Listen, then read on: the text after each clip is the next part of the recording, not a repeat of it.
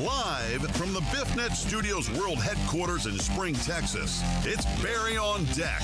Hosted by former ESPN Houston radio host and stand-up comedian Barry Laminack. Starring Oliver the Cat. Written by Barry Laminack. Produced by Barry Laminack. Directed by, you guessed it, Barry Laminack. Featuring sports, entertainment, special guests, film sessions, and some drinking. Okay, a lot of drinking. Viewer discretion is advised. And now, here's your host, Barry Laminack. What's up, you damn dirty deckheads? Welcome to Barry on Deck. I am your host, Barry Laminack. Thank you guys for being here. Today is Tuesday, September 17th, 2024, and this is episode number 842 of Barry on Deck. I think I just need to change the start time to 2:30. Damned if I'd try my damnedest to get this motherfucker started on time every day, and I'll be damned if it never fails to fail. I even had the YouTube created at like 1 o'clock today. That some bitch was up early. I mean, not 1 o'clock, like 9 o'clock. If some bitch was up way early. Thank you, Donna. I mean, I was up raring and ready to go. I had shit all ready. It never, ever fails. I'm going to fuck something up. That's how it's going to go. Yeah, I'm going to screw something up. Yeah, that's going to happen. That's just how it's going to be. Just how it's going to be. So, nonetheless, there's about to be for me. What? If you can't tell, there's some day drinking going on. Oh. Wow. Hey, ain't nothing wrong with a little day drinking going on. What's up, everybody? Welcome to the show. Good to see everybody. We have a lot to cover. Going to get some more NFL talk in today that we didn't get to yesterday. We got a ton of college football to talk about. We didn't get to any of it yesterday. We got some NFL Monday Night Football we didn't get to. Excuse me. I've got some MLB I want to discuss. I didn't download my video. I got to do that. Get over here, you dirty bitch. Uh-oh. Oh, there we go. Okay. Let's see. I'm downloading my video right now. I have to squint. My eyes I'm losing it. I'm going to be blind. I just know it. So we've got a bunch of good stuff. Ah, shut up. Let's see. Okay. So we've got a lot of that to get to, and I think we should be able to get a fantasy in today as well. Oh yeah. We gonna get it in today as well. So that should be good. So let's get into it. That's what we got. I got headlines for you. Heck yeah. What does it say? Don't change it. Y'all talk yourself into thinking you have more time. What? What does that mean? Don't change it. What does that mean? Don't change it. I don't know what's going on. Let's just say hi to the chat. I see Keith. I see Total Dallas on the YouTubes. Who else? I see AJB. What's up? Big win for you Falcons. Jesus. P. Randis is in the building. Brian Pettit, Cisco, BB Dubs, my sweet Donna. John Dorier, Amos, Mark G, and Patch. And that's it. What's happening right now? Oh my God. My God. Let's see. Nasty Nate resubscribed 2 minutes ago for 31 months. Holy shit. Oh my God. Oh my God. Oh my God. Patrick Randall, you drunk son of a gun. That's what's happening right now. Patrick Randall's drunk, everybody. Oh, are we close to nips already? Oh my God. Oh, we really are already close to nipples. I didn't want to get naked this week. I mean, I'll get naked. It's whatever. I'll show B-hole. I swear to God. I'll do it. Okay, I won't do it. P. Randizzle. Brosif. Hosif, thank you for the fucking 10. 10? That's a lot. That's too much. This, as Jen would say, this too much. P. Randizzle just gave out 10. 10. That's insane. Sir, you're a crazy person. You're a crazy person. You are drunk. You're drunk. Patrick's drunk, everybody. Thank you, sir. Thank you. Patrick just gave out 10 gifted subs. Who got them all? He gave them out to, oh my God. Uncommon Vision, Big Game 365247, if that is your real name. Oh, that's 365 24/7. I'm a fucking idiot.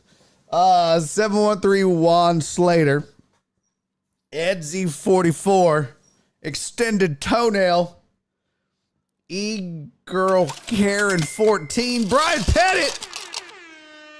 I close out Ambient Colorado Sports Fan, which is Ambient Heat, and Houston Photon. Let's go! Let's get it! Sir, Mr. Diz, thank you, my friend. You're the best. Very much appreciate you, buddy. Day drinking like you do. You're a crazy person. Mark G resubscribed 25 months. Thank you, buddy. The hype train is on and popping. Heck yeah. That's crazy. That got us all the way to level 4, just like that. Patrick Randall just was like, fuck your level 1 through 3 hoes. Mimi, thank you for the 25 bits, sweetie. Mark G's on 25 months now with his prime sub. Thank you, buddy. Donna, 50 biddies. Thank you, sweetie. Mimi gave out a gifted sub. Holy shit. This is crazy. You people are insane. I didn't even do nothing to deserve this. What is wrong with y'all? What's going on? Heartthrob, thank you for the 100 bits. Heartthrob said it's a good day, people. How we doing, fam? And he put salt out there. What is that? What is that? Are you salty? Are you salty, sir? Is you salty, baby? Don't be salty. I'm in a decently good mood. I went to bed early last night. I went to bed at like 8:45. Now, I did get up early. I got up at like 5 a.m. So that puts a damper on things. Oh, no! Yo, no. Jared Taylor said food poisoning can suck it. Thank you for the 100 bits, Jared Taylor. Oh, no. Jared Taylor is shitting it on himself. Oh, no. He's shitting all over himself. I'm sorry, Jared Taylor. He's like, no, I'm not. I'm throwing up. No, we know you're shitting on yourself. It's okay. No one blames you with Mr. Shitty Pants. Oh, that sucks, dude. That's the worst. You got the bubble guts, and you're like, I can make it. Nope. No, I can't. Oh, God damn it. This is the third pair of underwear today. Just Mr. Shitty Pants. That's got to be the name of your fantasy team for the week, Jared. Shitty Pants. He said that was last night. Jen, thank you for the 100 bits. Oh, fuck.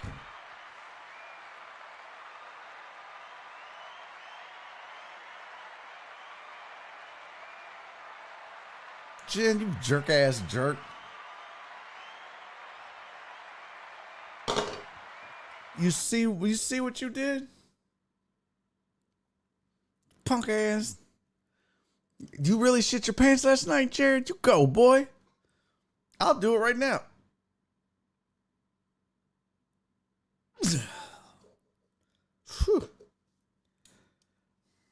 Oh, I have a, by the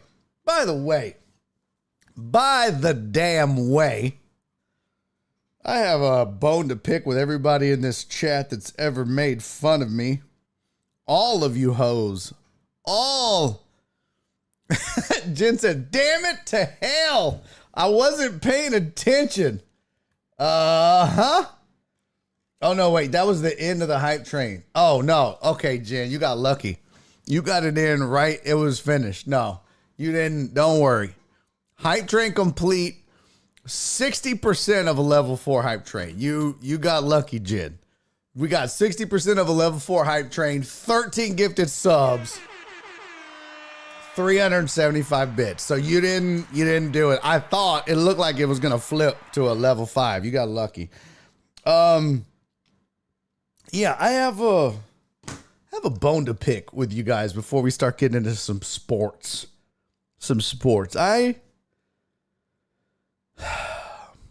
I got a problem with all you hoes.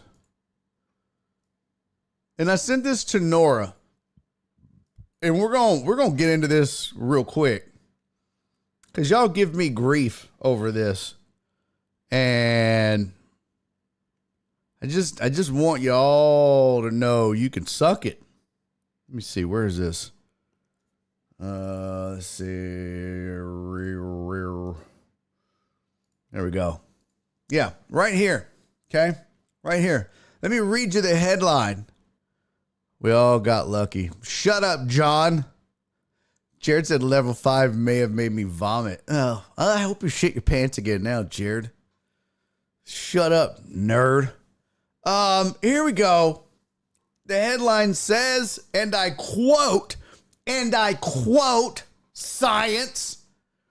Daily showers are purely performative and have no real health benefits, experts insist. Yeah, all of you dumbasses can suck it, nerds. Right there. Call it perfumative hygiene. Get it? Performative, perfumative. Experts say daily showers have no proven health benefits, dismissing the dousing as a socially accepted practice geared towards staving off accusations of funkiness. As A-listers like Jake Gyllenhaal and Mila Kunis admit, they've been saying no to the nozzle. Yeah, see that? Let's see. It says every other morning, McCarthy told a reporter he opts instead for a wash in the sink. Manhattan dermatologist Dr. Julie Rusak previously told the Post that prolonged and daily showers could strip away the skin's microbiome, which plays a role in protecting the skin and is, quote, also extremely important in overall health of the body. So y'all are just a bunch of unhealthy bitches. I, on the other hand, am extremely healthy. Chemist David Whitlock was so adamant about preserving this dermal barrier that the bathing abstainer didn't shower for 12 years. Okay, that's a lot. That's a lot. That's too much. That's a lot. I get a couple in a week. At least. At least. I've never gone 12 years. Jesus Christ. I don't think I've ever gone more than 4 days. That's a fucking lot, David, you nasty bastard. He said instead he opted for spraying himself with a good bacteria that he claims neutralizes the body's smell-making chemicals. When asked about addressing critics, he told Vice, "Tell anyone who mocks you that they're betraying profound ignorance of the skin microbiome," and then walk away. That's what I'm going to start doing. You don't shower? No. And you are betraying profound ignorance of the skin microbiome.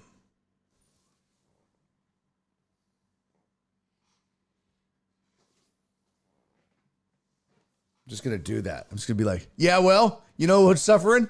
Yeah, your microbiome, bitch.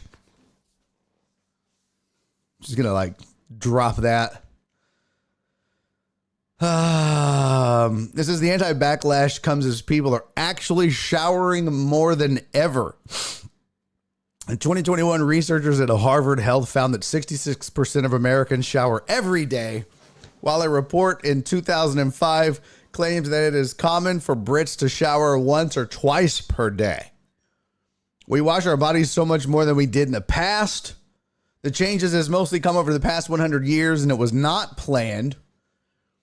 Experts have chalked up this phenomenon to the increasing prevalence of showers, which became common in U.S. homes circa the 1920s and in their across the pond counterparts in the 50s. If you go 100 years back, we didn't shower every day because the shower was not a normal thing to have. Duh, we don't shower because of health. We shower because it's a normal thing to do. Throw in the social stigma of not showering, and it's not a secret why people are irrigating their epidermises on the reg. Yeah. There's no one-size-fits-all approach when it comes to washing your skin and hair. The ideal frequency depends on your skin and your hair type, how much you sweat, and how dirty you get. Experts advise people who have drier skin or suffer from conditions such as eczema to take shorter, less frequent showers to preserve their aforementioned skin microbiomes. If one does feel the need to shower daily after work or workouts, they should focus only on the areas that have high concentrations of sweat accumulation. Yeah. They're basically saying, if you don't get dirty, you don't sweat, you don't do anything all day, you just sit in a chair, you sit on a couch, and don't do a fucking thing, you don't need to shower. You're not dirty. I don't do anything.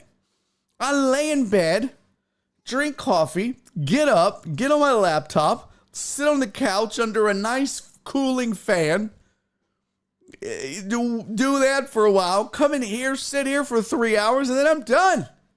Call it a day. What the fuck do I need a shower for? How did I get dirty? When? Where? When was the dirty part? There's no getting funky. I mean, I gets funky. But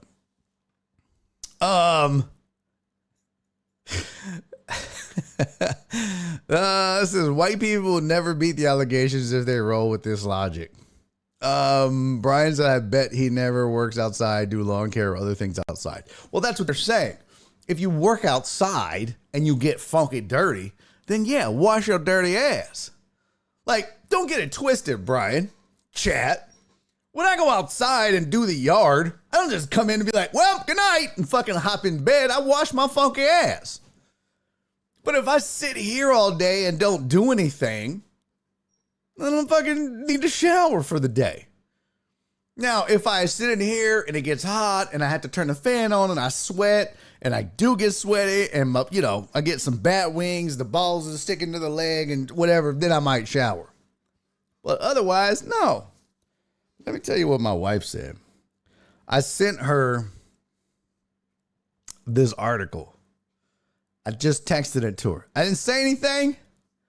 I didn't send it with a note that said, this is science.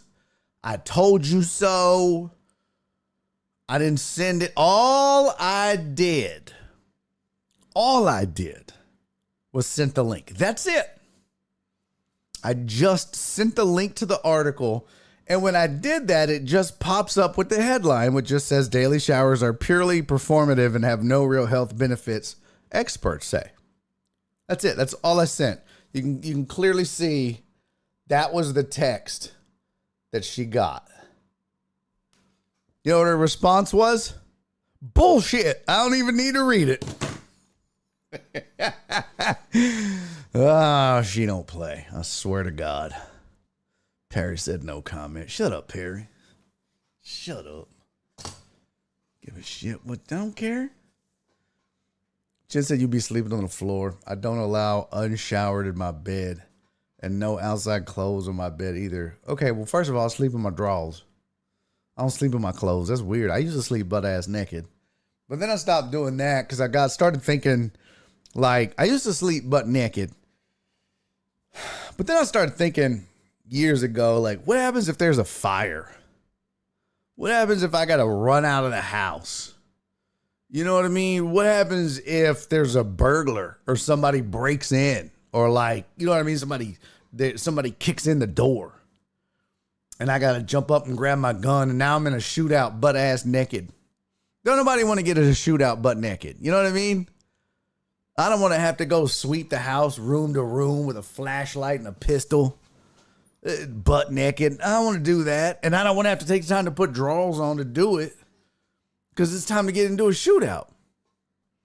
So, yeah, that's so I started sleeping with my underwear just in case fire or, somebody breaks in. But I don't know how people can sleep in like pajamas. How the fuck do you do that? Like I don't see how you sleep in like I don't know how old people sleep in like my grandma and grandpa, like on my mom's side, my nanny used to sleep in them like long ass pajamas with them fucking sleeves and pants. Like how, bro? They get all bunched up and shit. Because I can't even sleep in shorts. They ride up in my ass, and I just can't do it. Amos said just run at them naked. Nobody wants to fight a naked person. That's true.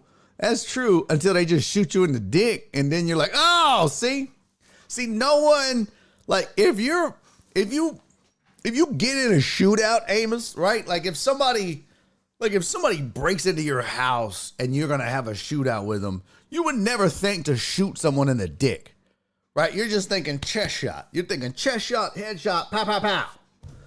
But bro, if I got into a shootout with somebody and they're butt naked, you best believe I'm aiming at their dick. 100%. 100% I'm trying to shoot them in the dick. No questions asked. No questions asked. I'm not even trying to hit center mass. I'm trying to hit center ass. I'm just like, pew, pew, pew. Just like, oh, fuck off, truck driver Pookie. Please, shut up. No one has that good aim to hit that small target.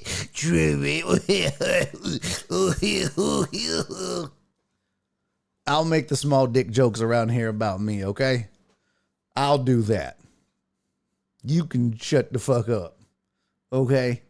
You can shut the fuck up, sir. You're like Clarence, bro. I've seen your pudgy ass. Neither one of y'all have seen your dick in a long, long time. Both of y'all can shut the fuck up. Dub said knocking bullets away like Pootie Tang braids. No, I'm telling you, man. I'm not getting in a shootout butt ass naked. I'm just not doing it. You're not presenting that. No, fuck you, Clarence. You're the one pointing at his fucking diss track. No, you brought yourself into that. Fuck you. You brought yourself into that. You didn't have to point up at his shit. You could have just sat on the sidelines. But there you go. That's how you catch strays. You put yourself in it.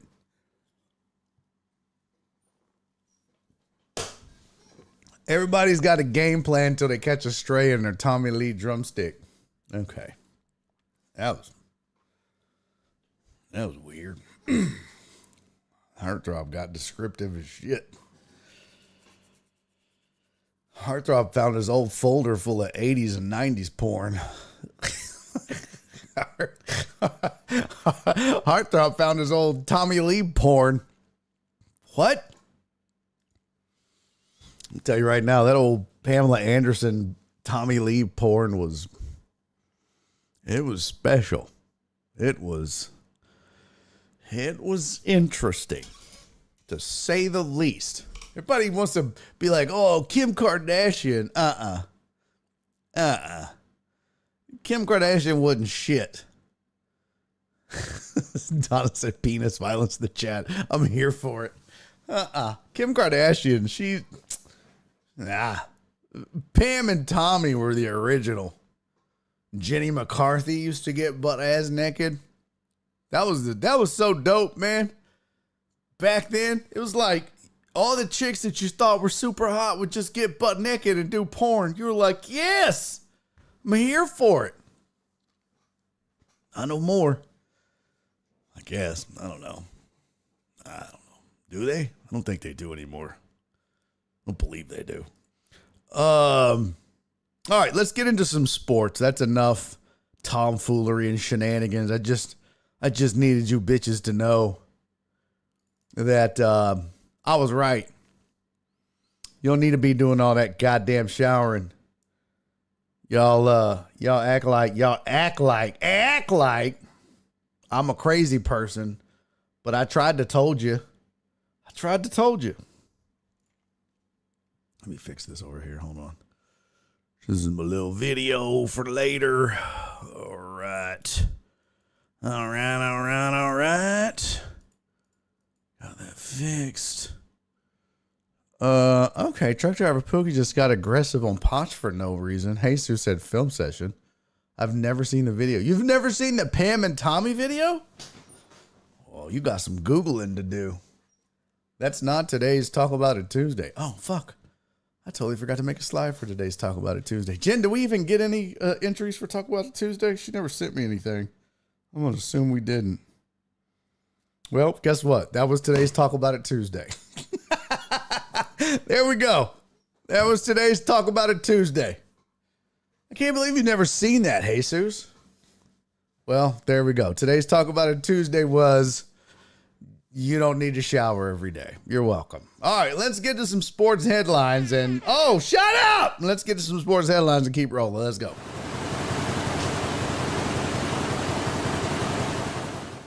All right, it's sports headlines for the day. Tennessee is increasing ticket prices by 10% to help pay athletes. Now, when I heard this, can I be honest with you? My initial thought was, I didn't think that schools could pay their athletes. I thought that was a violation. Let me read you the article from ESPN. It says, from Knoxville, in what's believed to be the first arrangement of its kind, Tennessee fans for all sports will be charged a 10% talent fee on tickets to help pay athletes as part of the new revenue sharing plan set to begin in 2025.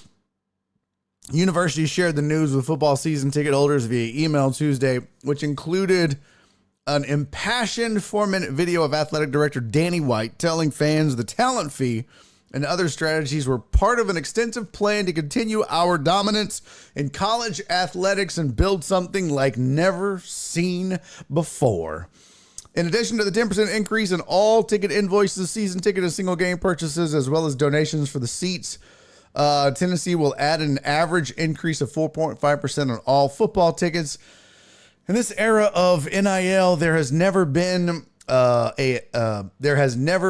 close a connection between resources and competitive success, said White, noting that Tennessee had captured the last 3 SEC All-Sports trophies. We want to be a leader in college sports. That means we want to be a leader in revenue sharing. The NCAA revenue sharing plan, scheduled to begin in the fall of 2025 as part of the settlement between the NCAA and power conferences in the House versus NCAA, that would allow schools to share up to $22 million of their annual revenue with athletes. Well, there you go. And preparing for those added costs, schools are becoming increasingly creative on how to raise money, and many colleges' leaders believe the revenue sharing model recently proposed is only the beginning, with collective bargaining coming at some point. Aha. In the most recent financial data available, Tennessee football program turned a $75 million profit in 2023. Damn. That's a lot. After 134 million in revenue and 59 million in expenses. Jesus.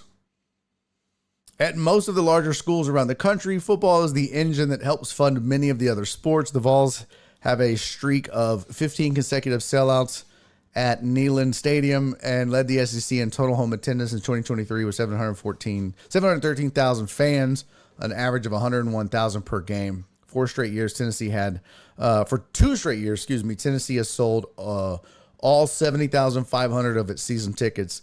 And White said there's a waiting list of 15,000. That's crazy. Tennessee is experiencing its best stretch of on-field success in all sports in decades. Baseball, Tennessee, blah, blah, blah. It says, y'all wanted a winner and our teams have responded in big and bold ways. We've just begun this thing. And here's the rub.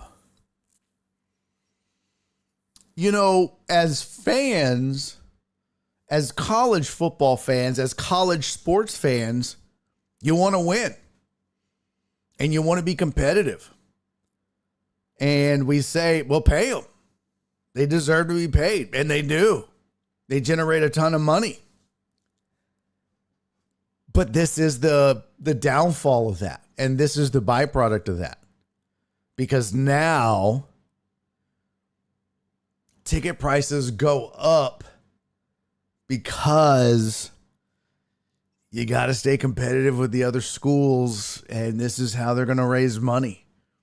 Ultimately, the fans are going to pay the cost of what it costs to pay the athletes.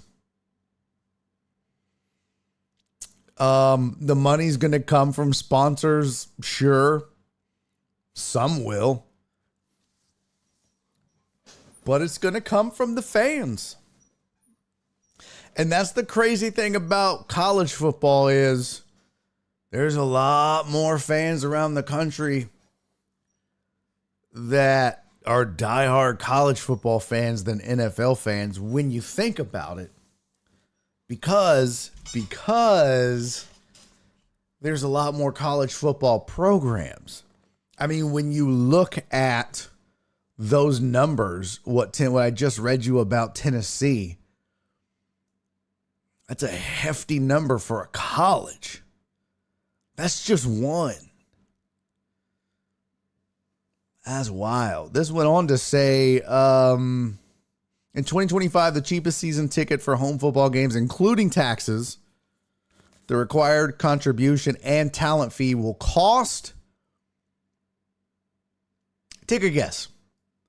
Take a guess what the cheapest ticket will cost to watch a Tennessee football game in 2025. Post it in the chat. Take a guess what it's going to cost you if you were a Tennessee football fan, Tennessee Vols football fan. Post it in the chat.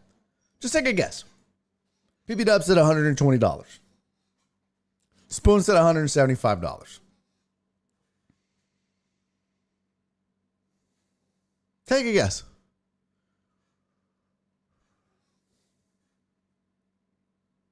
Hey, what up, Breeze?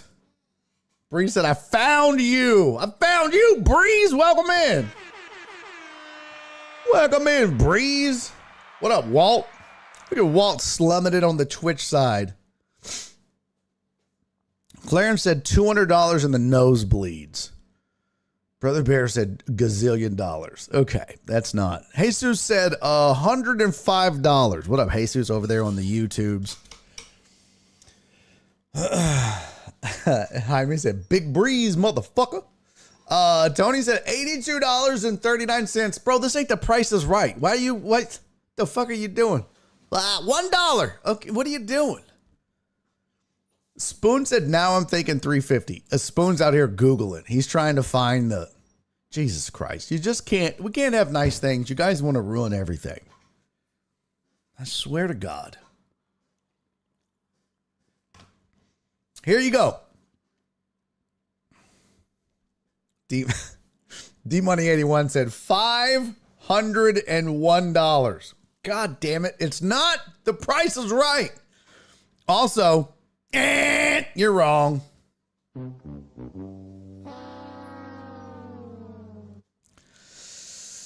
In 2025, the cheapest season ticket for home football games, including taxes that required contribution and talent fees, will cost $453.75. What?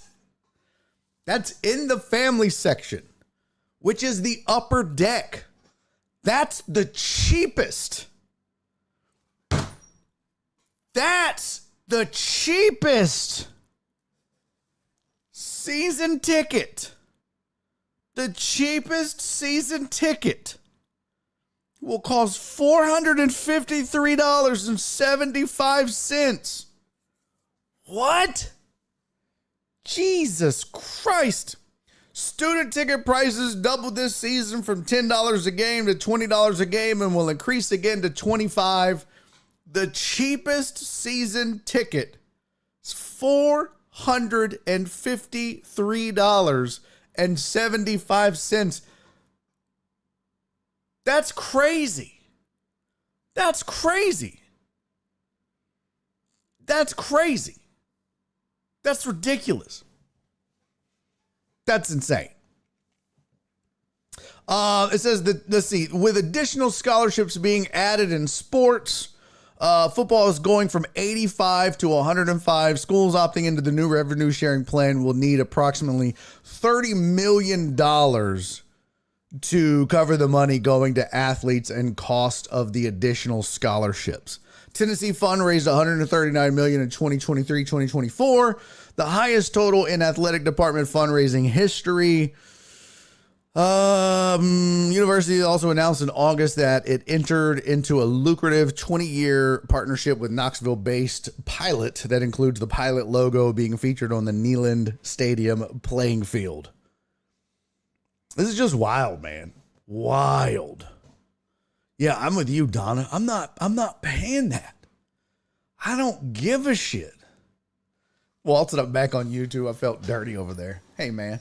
Slumming it over there on the Twitches. That's just insane. Amos said for season tickets, that's light work. I think that's per ticket. It says the cheapest season ticket, not tickets. The cheapest season ticket for home football games will cost $453. It's not a season ticket package. That's per ticket, bro. That's how I'm reading it. Jaime said Twitch is a little wild. Too much going on for me. Okay, respect. Yeah, I don't believe, let's see. Tennessee Vols tickets.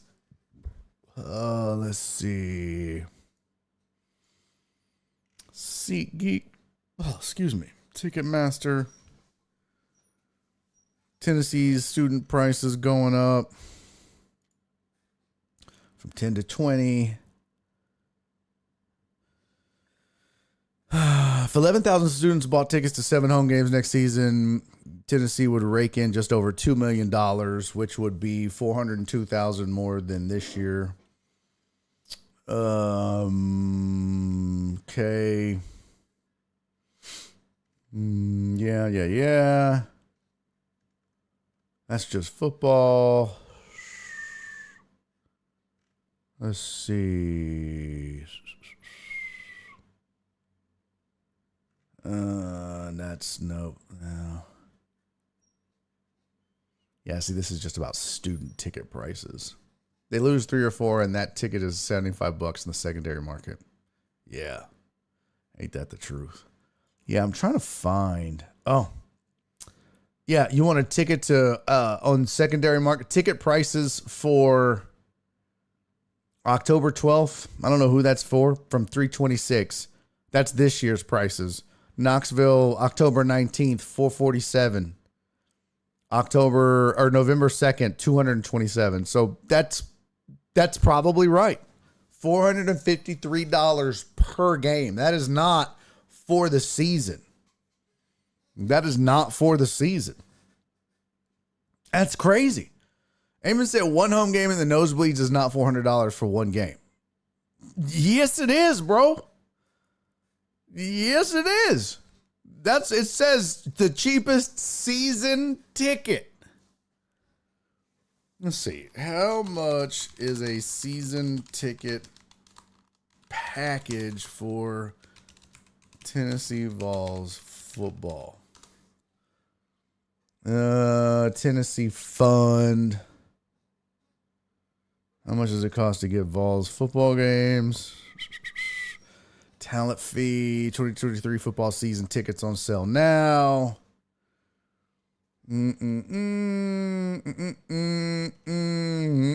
Let's see. What does this say?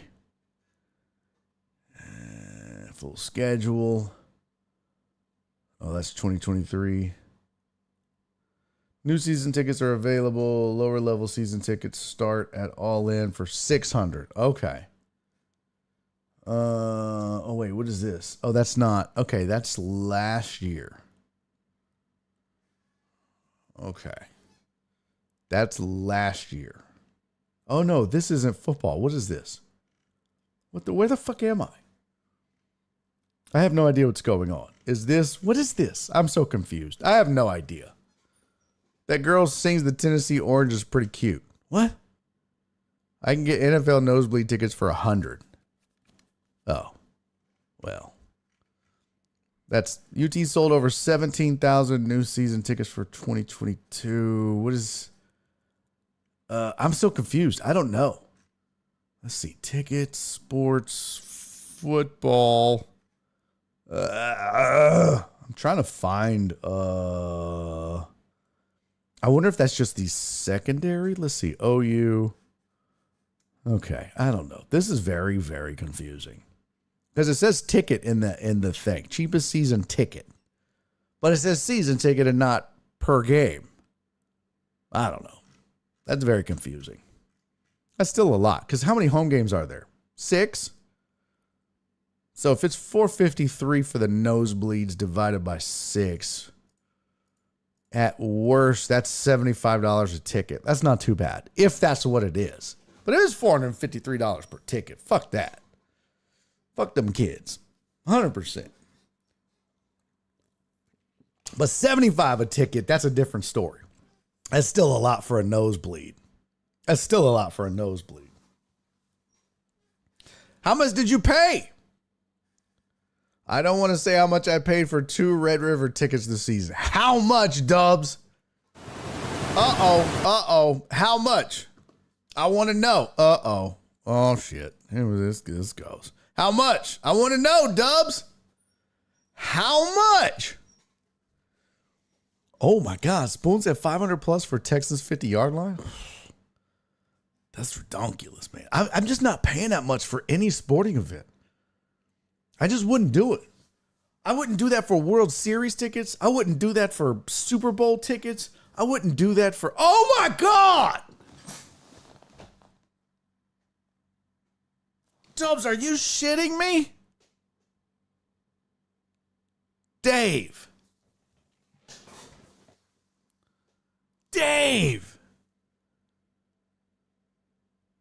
You paid $1,800?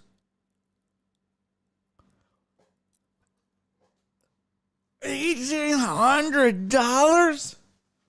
What the fuck? Yeah, now the fees on the secondary market are ridiculous. It's like that meme, that Ticketmaster meme. At DOS23 for paying $1,800. Why you do that to my mans? Why you do that to my mans? Why did you do that to my mans?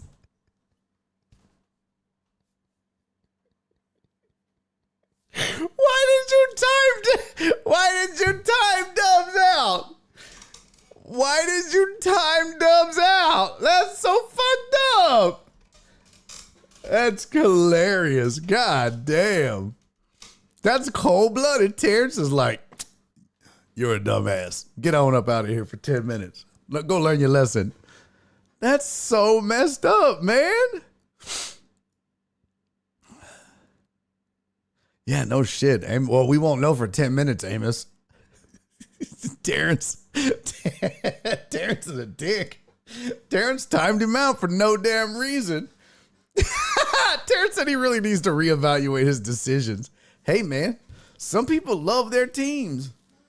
Some people love their teams. And you know what? Maybe PP Dubs doesn't have kids. Maybe he doesn't have kids. Maybe he's single. He doesn't have a house. Maybe, you know what I mean? Maybe he lives in an apartment. He don't got his car's paid off. His team fucked them kids. He ain't got no pets. He's got a dope ass job. He's living a good life. He ain't got shit to worry about. So he can be team, crazy money. You don't know people's situation? That's crazy. Dub said pocket watching. Yeah. You're right. That's crazy. Secondary market is wild.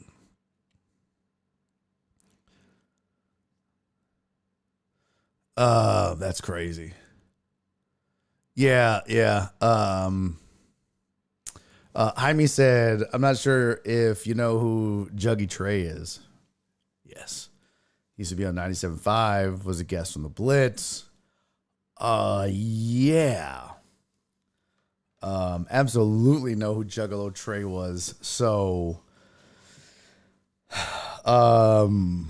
as much as the Blitz loves to claim how much they did with Juggalo Trey, and bless their heart, they certainly were, they certainly did things with Juggalo Trey. We, on The Usual Suspects, Joel and I, we did a shit ton with Trey.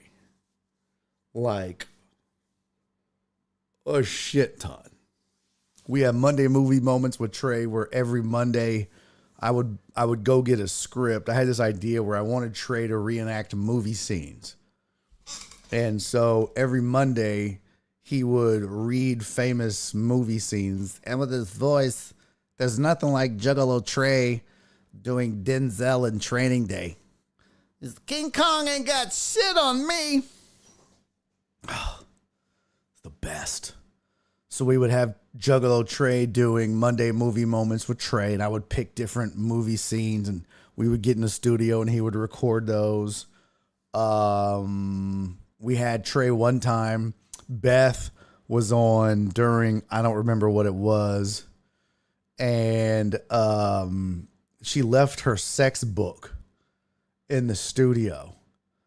And I was like, oh. So I went through the sex book, and I found different passages, and I made Trey come in and read these different sex passages out of the book live on air. It's like, you got to take your throbbing member and then you put it in her anal cavity. It was just the best. Oh my God. He was like, do I have to read this? I was like, yes, Trey, read it. It was like, if you find the clitoris, it was fucking hysterical. Oh my God. Full Metal Jacket was so great, John Dorier. Yeah, Monday movie moments with Trey was great. Him reading the sex stuff out of the sex book was fantastic. He did the one chip challenge on our show where AR Platinum bought the chip and sent it to us. And then he sat on the show live and ate the chip. And we had milk and ice cream and olive oil because we were like, okay, what are all the things they say that gets rid of the heat? And we had all that lined up for him. And he was just like, oh my God, it's so hot. And we were like, what do you want to try next to drink to make it go away? He was like, give me the olive oil. And this is one of the funniest things ever. He drank the olive oil. I was like, does that work? He goes, no, it tastes like a pantry. That shit was so funny. Him just saying it tastes like a pantry was just fantastic. Yeah, Trey was a frequent caller on the Blitz, but we used to put him on the show a lot. Yeah, I mean, yeah. Trey did a lot on all the shows. I don't want to say he was only on our show, but we use Trey a lot, in a lot of creative ways. So I don't want to I just want to say, people always associate Trey with the blitz, and it's like,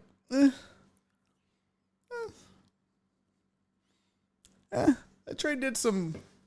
I'm sure Trey did some great things with the blitz, but I just feel like some pretty memorable things with the usual suspects went down with Jugs and our show. Because he is one funny dude. Fantastic human being, too. And I remember he told me he wanted to do stand-up comedy. And I encouraged him. And he asked me how to get started, and I talked him to how to do it and talked him into it. And when he first started doing it, we actually did a show together before he moved to Austin. And he was fun. He was new, so he was still learning. But yeah, he did Kill Tony. He's done it a couple of times, maybe 3 or 4 times now. And he's done good. He's done good. He's getting a lot better at comedy. So I'm happy for him because I think he's finally figuring it out, which I think is really good. And Trey knows he's funny. Trey knows he's he always had that thing where he's like, he would always talk about being on the spectrum and all that stuff, but he knew how to play it up. He knew what he was doing. He knew it. So finding that on stage is going to be great for him. And I think he's starting to do that. So, super happy for him. Yeah. He's had a couple of really good appearances on there. So really cool. I'm not a fan of Kill Tony. So the question was, would I ever do that? No. I don't think that it's not my thing. The whole point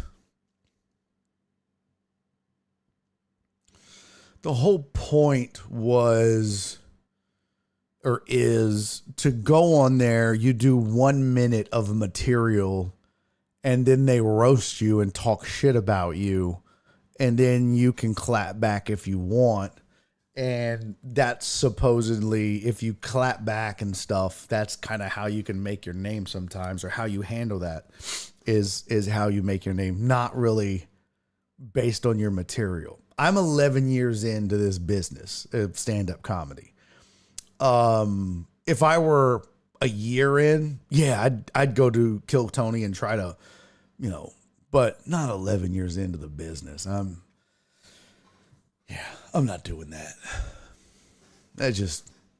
To try to do a minute of comedy, I tried to do 20 minutes and it felt like I was trying to do 2 minutes. It was just like, what the fuck? Because I'm used to doing 45 minutes on stage. And this past weekend, I was doing 20 to 25 minute sets. And I was just like, Jesus Christ, it goes so fast. Trying to do real short sets like that. So yeah, a minute. Oh my God. I don't even know if I have a joke that's a minute. I might have a couple. I don't even know if I've written a joke that lasts a minute. I may have 1 or 2. But a lot of those it's for new comics. It's for new, undiscovered, which, I mean, I'm not really discovered, but I'm not new. Plus that, I don't need to go in there and get roasted. I don't know. It's just a way for them to be mean and shit on people. And I don't really think that's a really cool thing. Amos said he could credit the Blitz for his nickname, but he definitely got his shine with the Suspects. We gave him a lot of airtime. That's for sure. We gave a lot of, we gave a few people airtime for sure. We were all about that. Yeah. We were kind of one of the first shows to let our producer really be a true third mic. We truly let Nick be a true third mic. I mean, the other shows, the producer would talk, but we let Nick be a true third mic. Yeah. All right, let's get back to our, Dub said, I'm free, bitches. Speaking of all that, Georgia governor signs an order to allow schools to pay players. So apparently, That was a thing that wasn't going down in Georgia. Schools in Georgia have legal cover to immediately begin paying their athletes directly, according to an executive order signed by the state's governor Tuesday morning. Governor Brian Kemp signed an order that prohibits the NCAA or athletic conferences from punishing any university or college in Georgia for offering compensation or compensating an intercollegiate student athlete for the use of such student athletes' NIL. This is interesting. NCAA rules currently prohibit schools from directly paying athletes for the rights to use their name, image, and likeness. The association agreed to drop its restriction on schools paying for NIL deals as part of a pending antitrust settlement. But that agreement has not been finalized. If that settlement is approved in its current form, those new rules are expected to go into effect at the start of next academic year. The order in Georgia is effective immediately.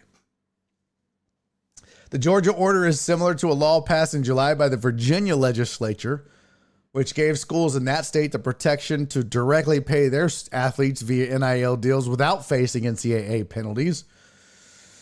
Athletic directors of Virginia and Virginia Tech declined to share any plans of paying athletes directly at the time the bill was signed and have not made any public announcements about taking advantage of the ability to pay players since the law went into effect July 1. Sources told ESPN that neither Georgia nor Georgia Tech, the two power conference schools in the state, have plans to start paying their players immediately. Instead, the executive order gives them the option to pay players if other schools around the country start to do so. We extend our sincere gratitude to Governor Brian Kemp for his leadership, Georgia Athletic Director Josh Brooks and Georgia Tech Athletic Director Jay Batt said in a shared statement. In the absence of nationwide name, image, and likeness regulations, the executive order helps our institutions with necessary tools to fully support our student athletes in their pursuit of NIL opportunities, remain competitive with our peers, and secure the long-term success of our athletic programs. Blah, blah, blah, blah, blah. It is all posturing at this point. There is this blurred line of collegiate football. And I don't know. It is really just a new league. It is no longer college football. It is a pro league for younger pro football players, less physically mature football players. It has nothing to do with college football. What up, Mojo Jeff? It has nothing to do with college football anymore. Excuse me. It has nothing to do with college anymore.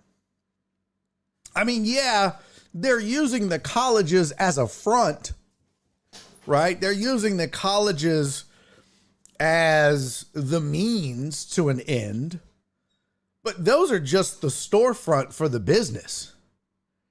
But the business is not college. The business is football.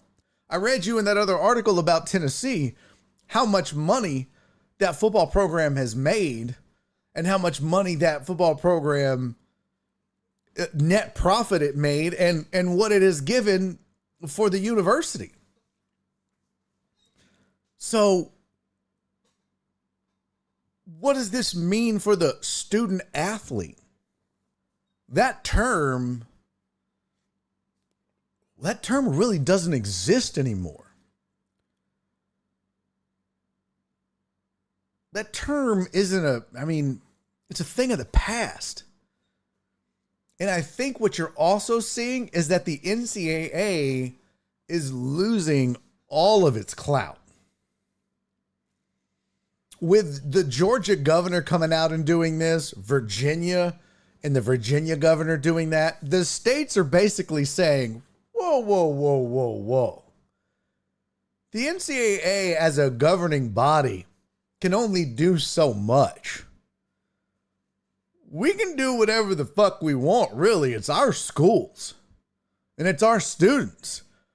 And if we all decide that we're all going to just do whatever the fuck we want, we're going to do what we want. And you're not going to do shit about it. And if you try to, we'll see you in court, buddy. Good luck.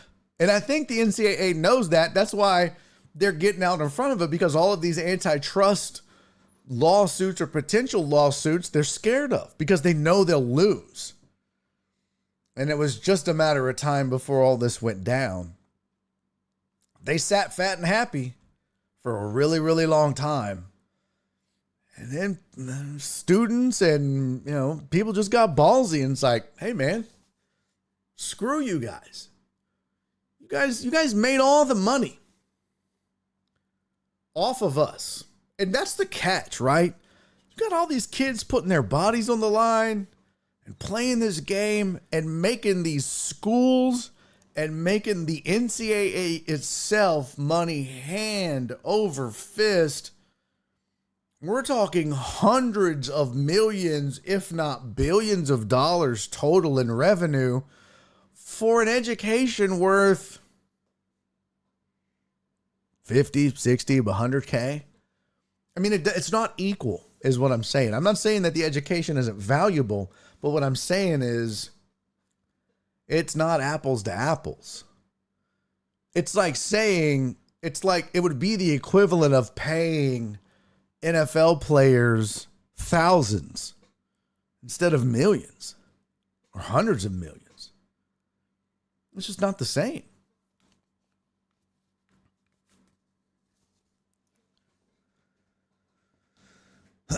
Walt said, funny how much parity we have in the NCAA now that all teams can legally pay players now. Yeah. It's a level playing field. Because that's the thing, Walt, and it's a great point. All these schools have wealthy boosters. All of these schools have wealthy graduates who have left the school, gone on to be successful business people that have money they want to dump back into their school to see them be competitive. U of H at Tillman Fertitta, right? But he's focused on basketball for a while. But, T. Boone Pickens at Oak State. I mean, Oak State's not a powerhouse. But T. Boone Pickens is a billionaire oil man with more money than sense. And he could just throw money into that program. And they can just throw it at players and get the best of the best if they want. And this is where we're at. And honestly, it kind of does suck. But honestly, it's been going on. We just weren't told about it. Who was it that said there was a player? Oh, I forget his name. I look like I didn't have arms for a second. Right? It looks like I don't have no arms. I should just do the whole show like this. Be like, I should do a show like this. Be like, I'm raising money for arms. Oh my God. There was I think it was a receiver. But he said when he was being recruited by Ohio State that, what was the coach's name? Oh man, who was the dude that left Ohio State that,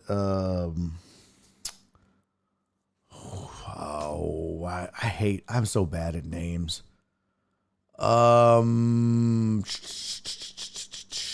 What was the dude's name? Urban Meyer.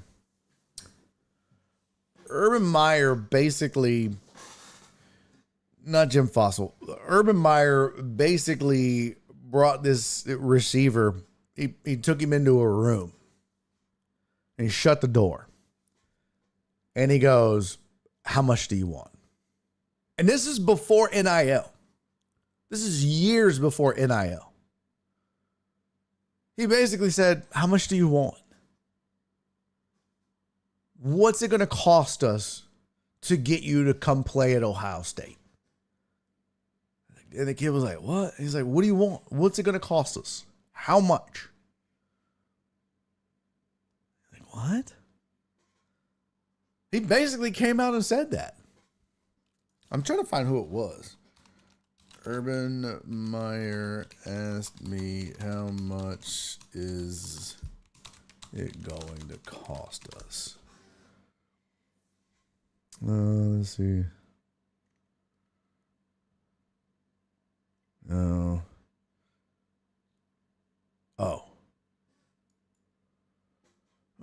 Former Texas wide receiver B.J. Johnson states Urban Meyer offered him a pay-for-play at Notre Dame. That's not surprising, but that's not the one that I was talking. Was it B.J. Johnson? Let's see. Okay. During an On Texas Football appearance, Johnson stated that the three-time national champ winning coach asked how much it would cost. There you go. There you go. Former Texas wide receiver B.J. Johnson states Urban Meyer offered him pay-for-play at Notre Dame. During an On Texas Football appearance, Johnson states that the three-time national championship winning coach asked how much it would cost to get Johnson committed. Hell, Urban Meyer locked me in an office in my school and no bullshit asked me straight up. He was like, BJ, how much? And this is when he was at Notre Dame at the time. There you go. The fact was that Johnson is saying this about Urban Meyer isn't shocking to anyone who's followed Urban from the duration of his college career. I mean, that's the thing. This has been going on. It's been going on forever. We just, it just wasn't out front. So I get it. Mojo Jeff said it's kind of ruined it. And I get that. I mean, you're right. It's not the same. But let me ask you this, Mojo Jeff and chat.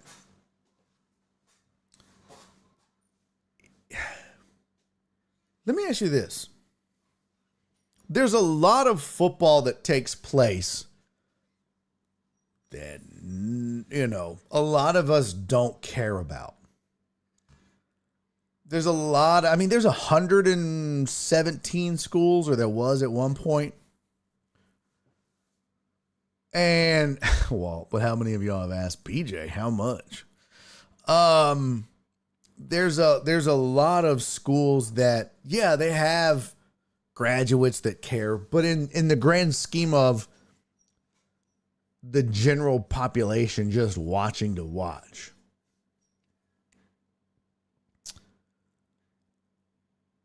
I think we care about the big time programs and the competitive programs.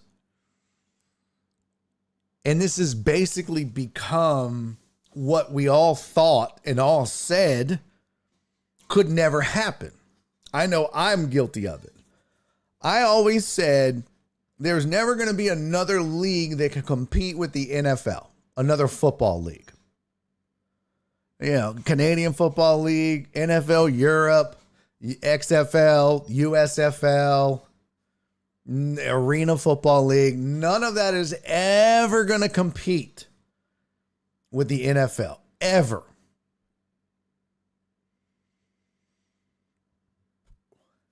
And then here comes the NCAA, and now they're shelling out money and college educations. And that's something that the NFL can't offer. And you know what? When you have something that others can't offer, your talent isn't going to necessarily be in a hurry to leave if the money is close. Now, do these guys want to get to the NFL? Yeah. Is the money bigger over there? Sure. For now. But we just talked about these schools are dead ass serious about getting as much money as possible. And I get it. These schools have a lot bigger rosters and a lot more people to pay. But they've also got unlimited funds. because they've got the ticket prices, they've got the sponsors, but they've got boosters. And that's also something the NFL doesn't have. The NFL has advertisers and tickets, and that's it. The NFL doesn't have thousands of graduates who are millionaires that want to dump money back into their program to see it be successful. So college football all of a sudden can sit back and go, well, we've got a third source of revenue. We've got advertising, we've got ticket sales, but we've got this third arm of revenue called boosters. So we have that. We have players coming in.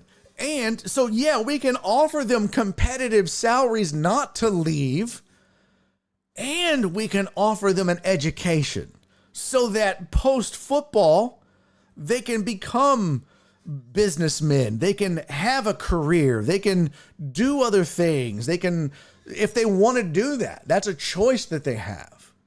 And not every player is going to want to take advantage of that, but it's something that they have that this other league doesn't. And it's something that can be considered. So it really does make staying in the NCAA and playing for 4 years now something to be considered as we go forward. And now the NFL is going to have to go, ooh, well, maybe rookie contracts shouldn't be so shitty. Maybe we're going to have to start guaranteeing all the money, because that's going to be the other thing. Now they're going to start having to compete with each other. Because forever, the NFL was it. They didn't have to compete with nobody. And that was the beautiful thing. Oh, you don't like it? Where are you going to go? Where are you going to go get your football money from? Well, now people can warn, hey, don't be so quick to leave college and run to the NFL, because if they don't like you, they'll cut you and you can't come back. So you can stay here and earn millions for 4, 5, 6 years, graduate, and then go earn millions again as a mature adult and be ahead of the curve there, as opposed to leaving early, not being physically ready, possibly getting cut, and now you're fucked. That's a great sales pitch.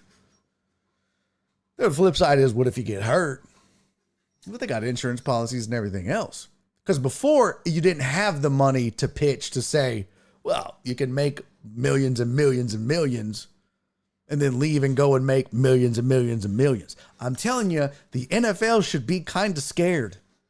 For once in their life, they have competition, and that competition used to be their farm system. It used to be their feeder system.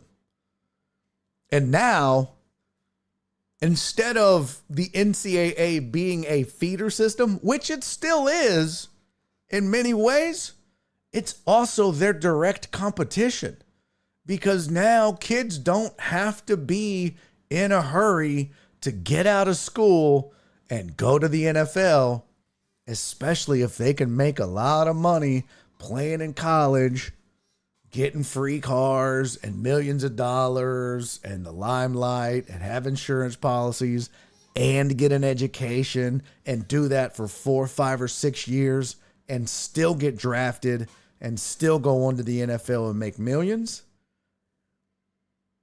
I don't know. Uh-oh. What'd I do? Perry, why'd you say clip that? What'd I say? Amos said the only player so far that stayed in school for NIL money is Angel Reese, and she's only stayed 1 year. Right, but the money hasn't caught up yet. But understand, when this new rule goes into play next year that says now schools can't, because before Amos, before y'all can't talk back to back. That's not fair. Because before Amos, the schools couldn't get involved. Oh, so nobody can steal my take. Thank you, Perry. Yeah. before, Amos, the schools couldn't be involved. It all had to be advertisers, right? It had to be a car dealership, a pizza place. It had to be something like that. But now it can be a car dealership and a pizza place and the school. So the school can say, we're going to give you a 4-year degree. That's worth $100K. Plus, we're going to give you $4 million. Oh, by the way, we're going to give you a brand new truck.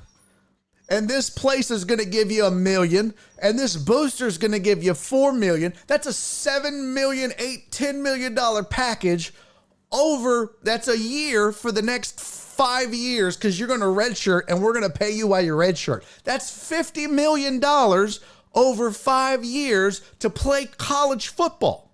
That's an education, a car, and all that money just to be a Texas Longhorn.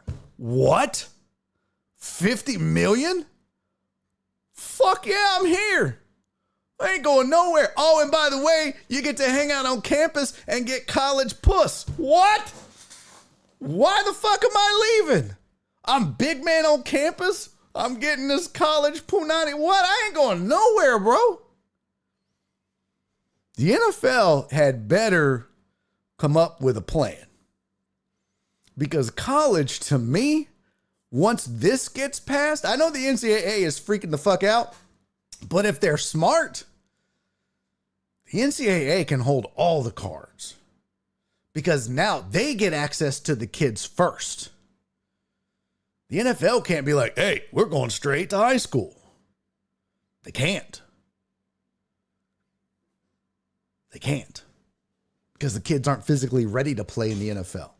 But they can go to college and start getting paid immediately and stay there for 4, 5, even 6 years. If the NCAA says, yeah, you can play here for 6 years, no problem. And we'll pay you for all 6.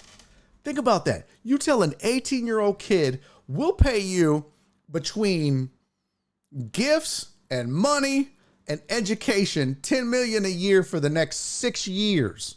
That's $60 million for a kid that's coming from, maybe they're maybe they live on a farm and they're broke, or maybe they live in the inner city and they're broke.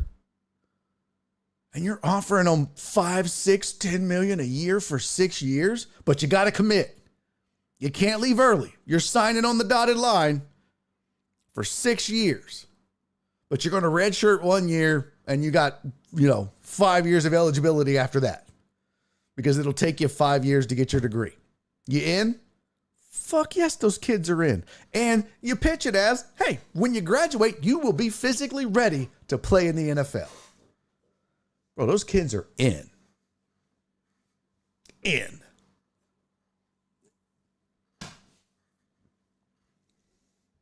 Amos said it's way too many players on college football teams to spread that money around. They'll never give one player that much money, but I get what you're saying.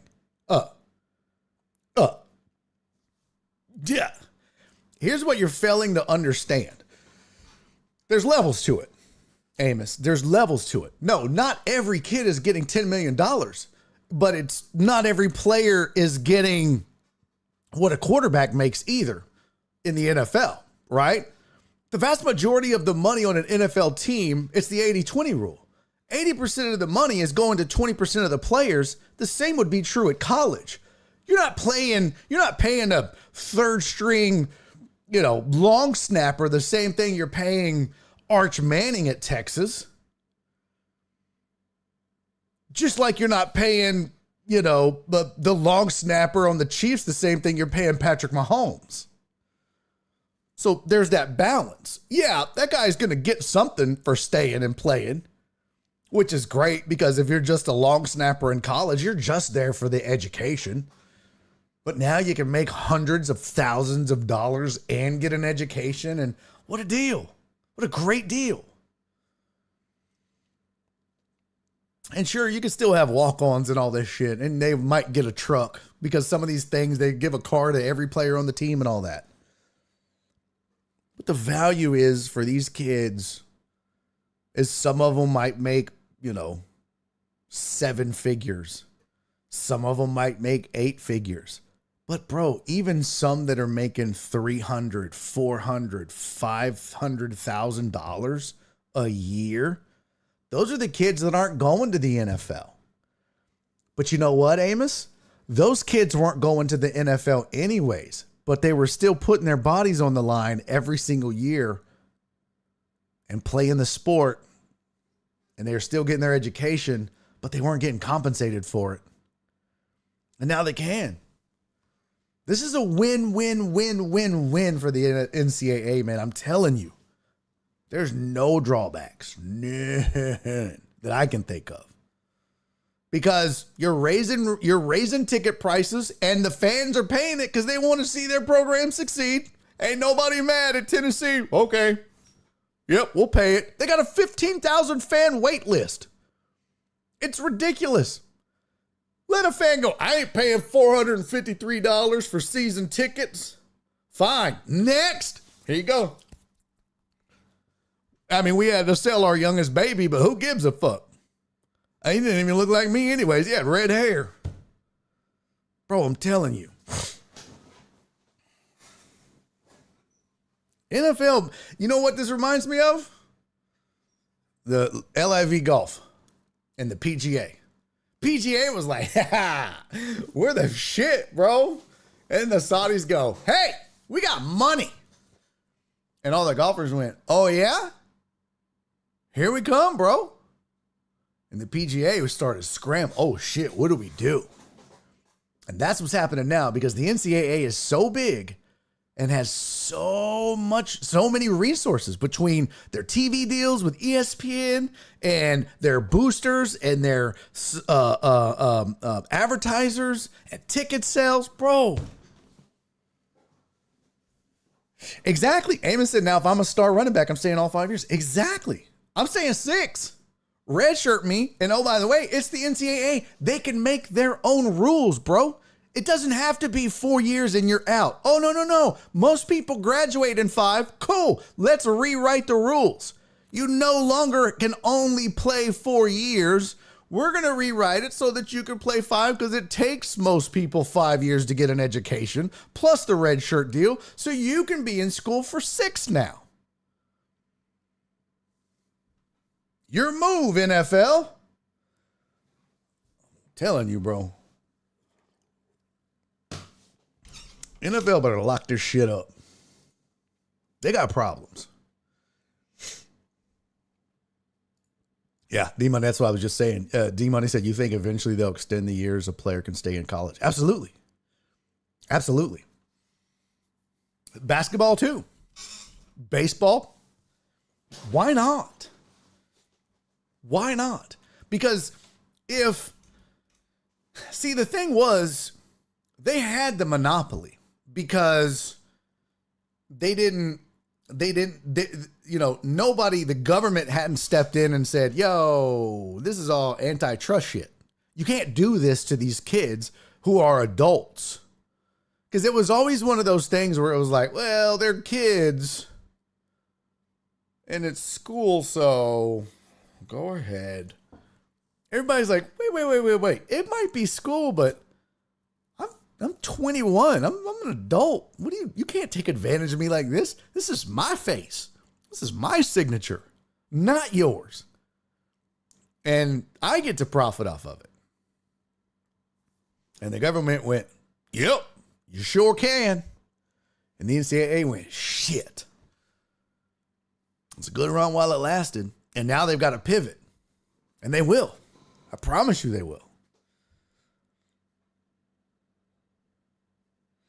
Why stop at 6? I mean, eventually, you know what? Eventually, I think you've got to know what your niche is or what your market is. You know what I mean? Like, and maybe they don't. Maybe they just go, well, we're a league now. But I don't see that because I think what your niche is college. And there's nothing that says college football can't be as profitable and as popular or more profitable and more popular than pro football if you do it right. And the way you do it right is you get the kids to stay longer. And the way you get them to stay longer is you pay them more and you allow them to stay longer. Because the only reason they're leaving is the money. If I can get the money over there, why am I staying here? That's it. It's the same reason the golfers left the PGA. It's the same reason fighters left the UFC when other organizations came up, like Strikeforce or Bellator or WEC. When those first pop up, they offer a lot of money. The fighters leave it first, and then they realize, shit, it either doesn't last, they can't pay them forever, or they can only afford one superstar. They don't have the budget for everybody, and then it collapses, and they go running back to the UFC because it wasn't sustainable. This is sustainable. This is big enough, which is why LIV was sustainable, because the Saudis have the money. They have the deep enough pockets to be like, yeah, we could do this forever. And the NCAA can print money. So they absolutely can. They can pay these kids and keep them there for 5 or 6 years, which I'd be curious to see what's the average career length of an NFL player. I bet you it ain't much longer than that. So what does it matter if you're making, you might find out that some of these cats make more money in college than they would in the pros.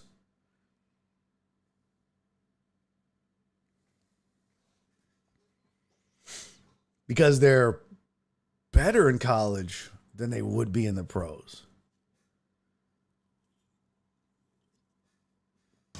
If you're just mediocre in the pros and you're good in college, you stand to reason you're going to make more. So, NFL had better get their shit together, because if the NCAA figures it out and gets their shit together and does it right, they very well could take over football, because it's a niche. It's still football. It's still a brand.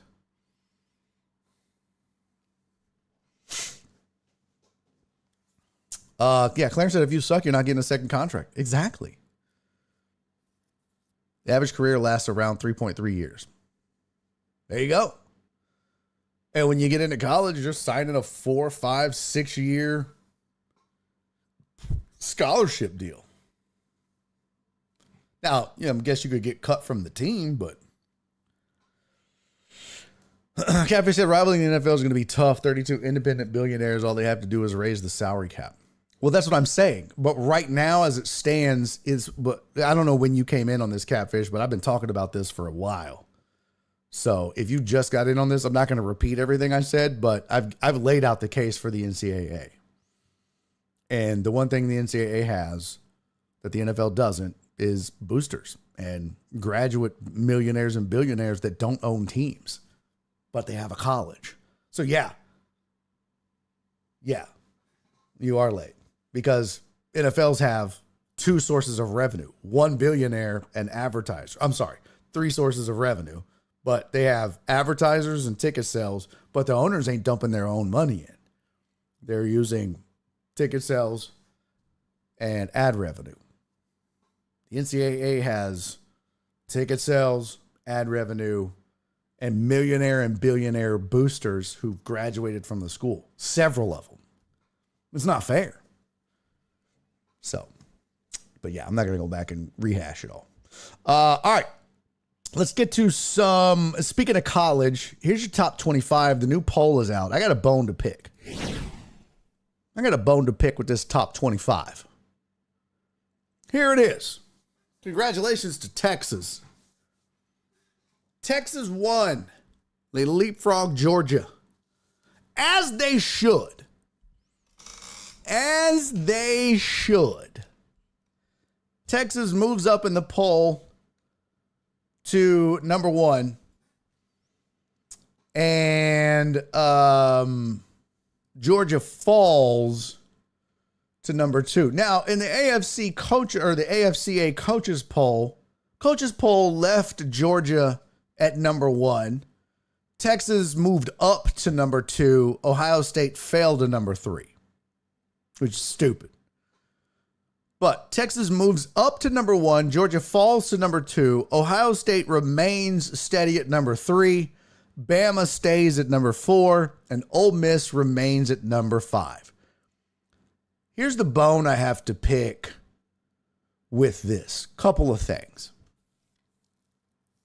One, Ohio State got 5 first place votes. How, Sway?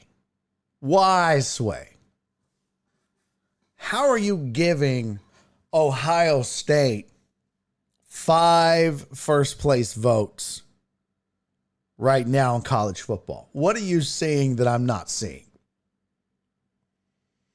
What are you seeing from that team that tells you that they're better than Texas or better than Georgia? Okay? Second of all, Georgia got 23 first place votes. How, Sway? Why, Sway? Georgia just barely beat Kentucky 13-12. 13-12. Let me tell you something. Let me tell you something. If any other team in the top 25 goes to Kentucky and wins by 1 point, not 50-49, not 35-34, but scores 13 points against Kentucky and wins 13-12, they are falling mightily in the rankings. Don't believe me? Ask Oregon. And this is the problem I have. Oregon started the season at number 3 in the rankings. Oregon hasn't lost yet. But why don't you check where Oregon is currently in the rankings? Oh, are they 6? Nope. Are they 7? Nope. Are they 8? Nope. Oregon is number 9 in the rankings right now. Well, have they lost? No, Oregon's undefeated. Oregon is 3-0. But do you want to know why Oregon is number 9 in the rankings right now? Because they beat Idaho 24-14. They beat them by 10 at home, but it looked bad. So just after week 1, let me just show you. Let me just show you. Okay? Let me hold on here.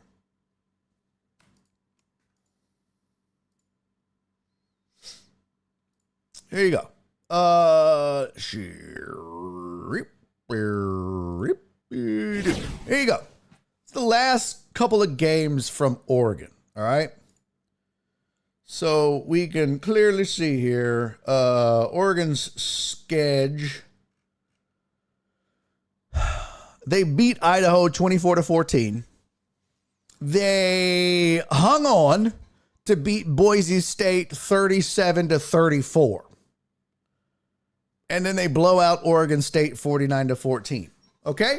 So check this out. So after they open the season, preseason poll has Oregon at number 3, including a first place vote. Georgia is number 1. Ohio State is number 2. But then after Oregon beats Idaho by 10, they tumble from 3 to 7. 3 to 7. Then they barely beat Boise State 34. They beat them by 3. They fall 2 more spots from 7 to 9. So now they have fallen from 3 to 9. They have fallen 6 spots by beating these two teams by 10 points and 3 points. And then they blow out Oregon State and they don't move up. They don't move at all. They stay put where they are without moving up at all. Miami moves up, Tennessee moves up, Missouri falls a little bit, Penn State falls a little bit, but they don't get any credit for blowing out Oregon State. Fine. But that doesn't make any sense to me. And I get it. Oh, well, Georgia's a great football team. Yeah, no, I get it. But so is Oregon, right? You had them at number 3. If Georgia's so great, why in the fuck did they only beat Kentucky by a point? Well, they had an off game. Well, is Oregon not allowed to have an off game? Is Oregon not allowed to have a struggle early in the season? I mean, are we just going to look? Oregon beat Clemson 34-3. Clemson ain't Clemson anymore. We know that now. And then they beat whoever the fuck that was 48-3. And then they go to Kentucky and go 13-12. And now I'm going to be real curious what the hell they do against Alabama next week. Because if this was the warm up to get them ready for Bama, holy shit. One of 2 things is going to happen. Either they come out pissed off because they barely beat Kentucky and stomp a mud hole in Alabama's ass. Or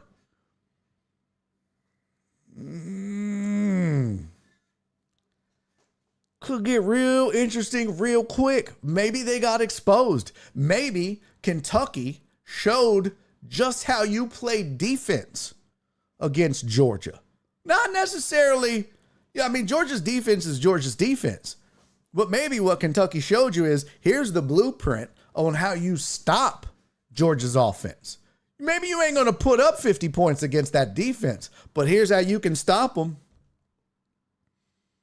And if Kentucky can hold Georgia's offense to 13 points, imagine what Bama can do. If I'm Bama, I'm watching every minute of that film 1,000,000 times. And if I'm Kirby Smart, I'm shitting my pantalones. Because I'm like, oh, somebody's got that on tape now. Shit. So, yeah, I have a real problem. I have a real problem with the pollsters. Because I don't think Georgia's suffered enough. Do I think, you move Georgia down to 9? No. I still think Georgia's one of the top 5 teams in the country. But here's what I would have done. All right. Ohio State didn't play, so they don't fall. Texas is the best team in the country right now. Period. End of story. You put Texas at 1. You move Ohio State up to 2 because they didn't play. Bama took care of business. They go to 3. I'm sorry. And yeah, Ole Miss took care of business, so they go to 4. Georgia goes to 5. Yeah, I do that. And here's why. Because if Bama is 3, Ole Miss is 4, Georgia is 5, all Georgia has to do is beat Bama, and they're right back up at number 3. Easy peasy. And if they're really that good and they really deserve it, no harm, no foul. You were just number 5 for 1 week, big boy. No big deal. What's the big deal? But let's go on and move them down like they deserve to be, just like you did to Oregon. You fall 4 spots because Oregon didn't beat anybody by just 1. They won by 10 and by 3. But you only beat Kentucky by 1, bro. And you only fall 1 spot? You're supposed to be the best team in the country. Make it make sense. Make it make sense. Well, they're Georgia. Okay. Well, they're Oregon. I don't know.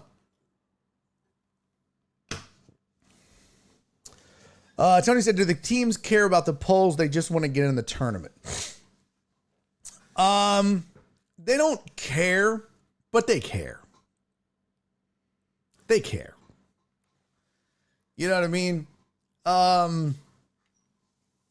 There is a certain amount of clout that goes along with that. And honestly, Tony, this is how you build a fan base outside of your core fan base. And honestly, this is how you recruit.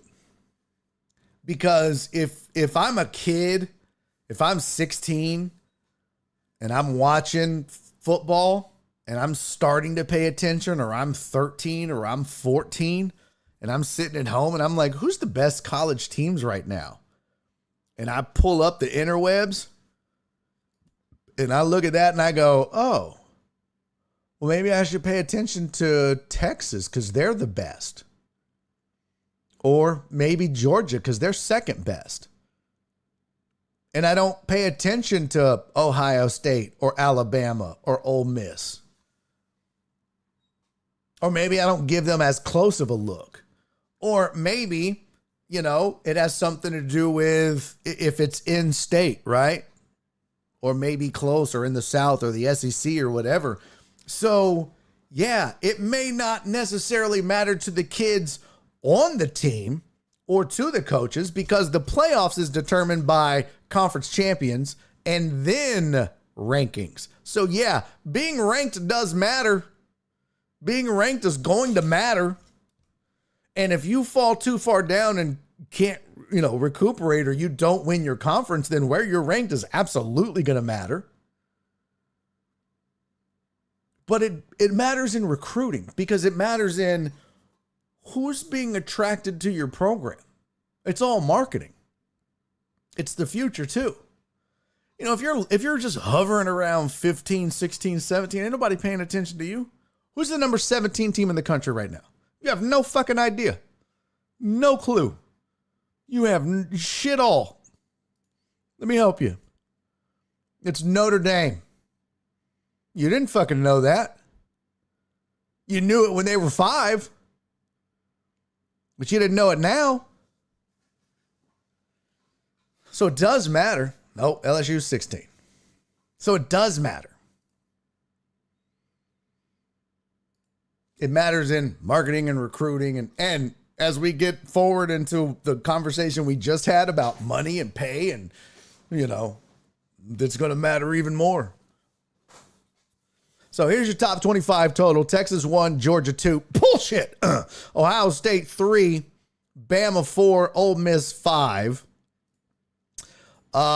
Tennessee is 6. Missouri is 7. Miami 8, Oregon 9, Penn State 10. USC is 11, Utah 12. K-State is 13. Them Oklahoma boys is 14 and 15. Oak State at 14 and Oklahoma at 15. LSU is 16. Notre Dame is 17. Michigan is 18, and they just made a quarterback change too. I forget. Was it Orgy? Is that his name? He's going to be the new starter. Please tell me it's Orgy. If it's Orgy, I'm going to be pissed. Or Orjay. It's got to be Orgy. Please tell me it's pronounced Orgy. If it's not pronounced Orgy, I'm just mad. I hope it's Orgy. O-R-J-I. It's got to be. If the J is silent, I'm pissed. 18 is Michigan. 19 is Louisville. 19 is Louisville. 20 is Iowa State. 21 Clemson. 22 Nebraska. 23 Northern Illinois. Hanging in there. Number 24 is Illinois. Look at Illinois going back to back like Oklahoma. At number 25, whoop! Gig 'em! Fighting Texas Aggies back in the polls, bitches. Put some respect on it. Catfish said, why would anyone play at Florida State? Only undefeated team in the country and didn't make the playoffs. I saw a funny thing about that. Somebody tweeted out, until that guy, y'all remember the meme where the guy goes, after Florida State lost over in Dublin to open the season against Georgia Tech, some guy tweeted out, if Florida State loses next week against Boston College, I'll eat a solo cup worth of shit. Dog shit. And then at halftime, they're down to Boston College, and he deleted his Twitter account. And they go on to lose against Boston College. Well, somebody tweeted after that, hey, man, look, I'm convinced. Within this week, they lose to Memphis, I believe it was. I believe they lost to Memphis this past week. Let me look it up. I want to say it was Memphis. Let's see.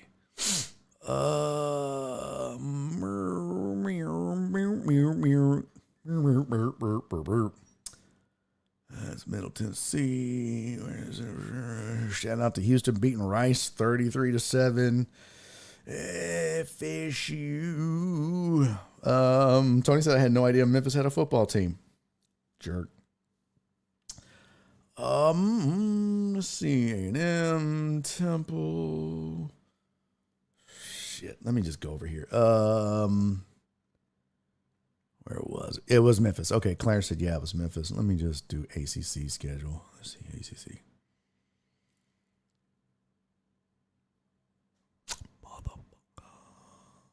Yeah, it was Memphis. Okay. They lost to Memphis 20-12. Memphis was taunting them and shit. So they lose to Memphis, and somebody on Twitter says, I'm convinced that until that guy eats a solo cup full of dog shit, Florida State is cursed. It's like the curse of the Bambino. It's like the only way that curse is going to be lifted is if that guy eats a solo cup full of dog shit. Somebody needs to find that guy. Somebody at Florida State needs to track that dude down and be like, bro, you got to lift the curse, man. There's no reason we lose to Memphis 20-12. I'm sorry. Listen, I got a Chihuahua in the truck. He don't poop a lot. You know, it's kind of fluffy with some air. We'll put it in, but you're going to have to do this, bro. You're going to have to do this. Do it for the team.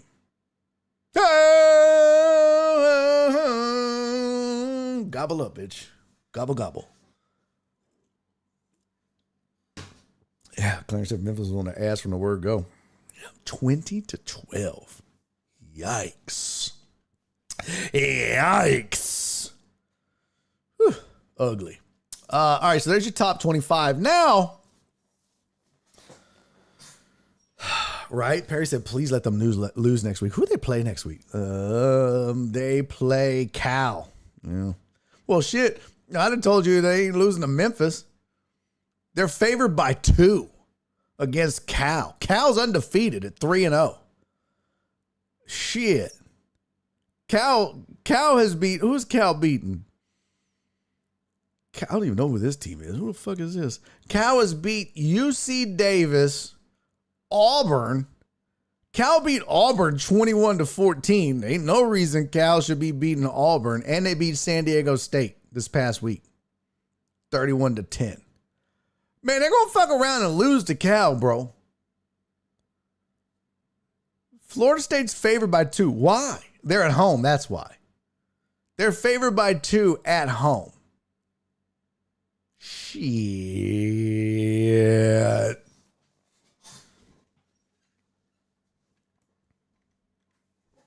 I don't know, man.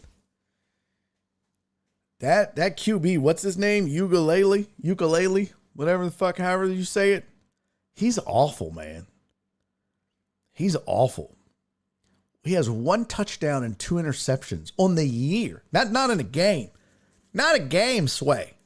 Not a game. For the year.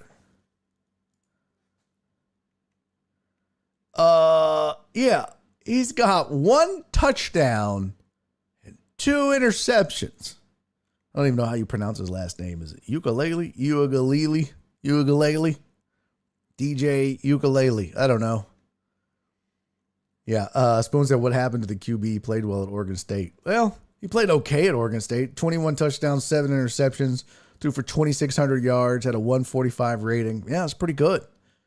3 years at Clemson before he went to Oregon State. God, he's trash. If I'm Florida State, I'm benching him, dude. I'm benching him. Well, I mean, what do you have to lose at this point? It can't be no worse, right? It can't be no worse. Ungale. Ungale? Really? Ungalele or ungale? Is it two lays or is it one lay? Ungalele or ungale? Spoon always has my back. Spoon, why don't you just quit your job and just go full-time producing this show? You can just get in my ear. Man, Spoon will be the best producer for this show, man. Just, you know what? Fuck your bills, Spoon. Do it for the people. Just do it for the people. Spoon would be the best producer for Barry on Deck. He really would. If I had my choice, if I had the money, I'd be like, Spoon, how much do you make a year? $50K? I'll give you 4. You give me $40K? No, I'll give you 4K. Jim would be like, wait a minute, bitch. You don't pay me 4K. All right, I'll give you 1. You give me 1K? No, I'll give you 100. 100. I got nothing. And that would tap me out. $4,100. That is all I got. You guys are getting all my money. Spoon said, need more bits. Yeah. Tony said, I'll give you a 4K TV. Right? Ungalele. Well, I'm just going to call him ukulele. I like that better. All right. Here's the thing. I got to pee. Let's take a quick pee break. When we come back, I want to talk about a defining moment in the Heisman race. Joe Bro! Put it on the producer fund. Let's go. He put cheer 4 space K. All right. Let me go pee real quick. When I come back, we got a birthday to celebrate. A very, very, very special birthday to celebrate. And I want to talk about a defining moment in the Heisman race. And we have fantasy to get to. Plus, I have your NFL injury report. So let's do all of that. We've got about 40 minutes left in the show and a lot to get to. So don't go anywhere. This is a really quick break. All right. Tony said my birthday was yesterday. Yeah, and you bailed for your birthday shot and your toast, you dirty bastard. All right, this is Barry on Deck. I'm your host, Barry Laminack. Stick around. We're going to be right back. Go pee, poop, smoke a bowl, whatever it is you do during the break. And I'll be back, and you'll be back, and we'll be back, and we'll have a great time. So back right after this. Stick around. I'll see you in a second. Bye.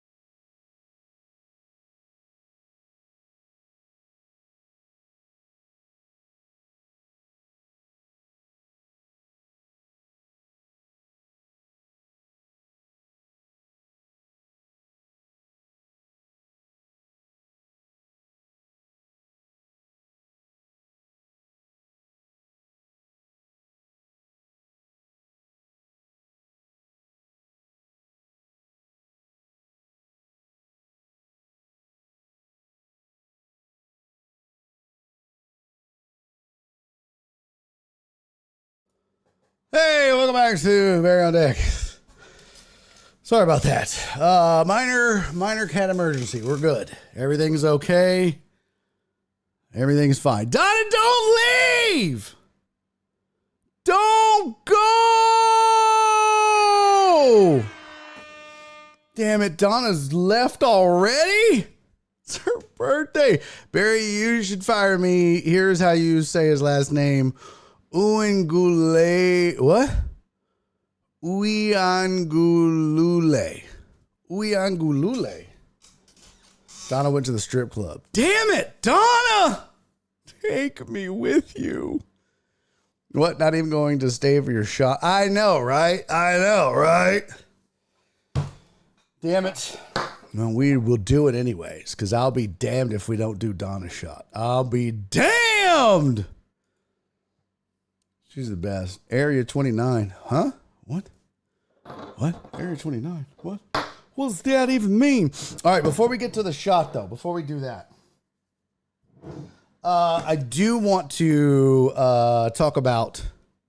I need to get a drink. I got to save that for the shot, because I got out the good stuff for Miss Donna's shot. I do want to talk about something that went down. Oh, Google it. I do want to talk about something that went down over the weekend in college football. I think it was kind of a defining moment I think it will be, I should say. Go ahead and clip this. And maybe other people are saying this. I don't know. You guys know me. I don't watch other talking heads. I don't listen to other talking heads. I never have. My takes are my takes. My opinions are my opinions. If they happen to line up with other people, so be it. It's a coincidence. But there was, I think, a defining moment in the Heisman race that occurred this past Saturday in college football. And it was Arch Manning and his run against UT San Antonio. And it doesn't seem like a big deal, but it was. Perry said, don't do it. I'm doing it. Here's why. There's always a moment in the season that captivates college football fans. There's always a moment, and sometimes it's early, sometimes it's late, but there's always a moment that defines a player or defines, it's like a coming out party for them. And I think last week, that run by Arch Manning was his coming out moment. And it's going to define what could be his Heisman candidacy. Hear me out. So, Ewers is hurt. He's not playing this week.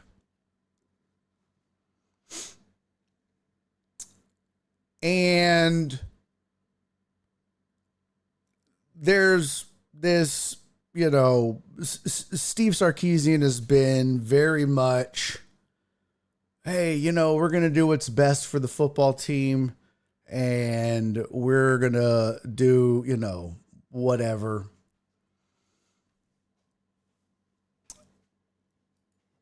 I think when what's going to be really important, and let me pull up the see here. Hold on.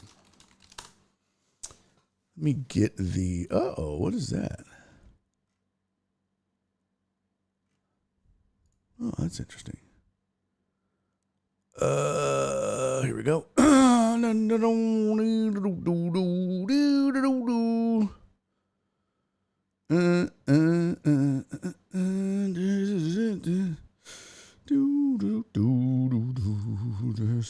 Where is it? Texas, Texas, Texas, Texas.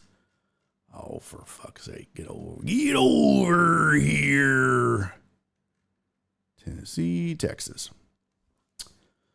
So they play the University of Louisiana Monroe, and then they play Mississippi State, and then they play OU in Georgia.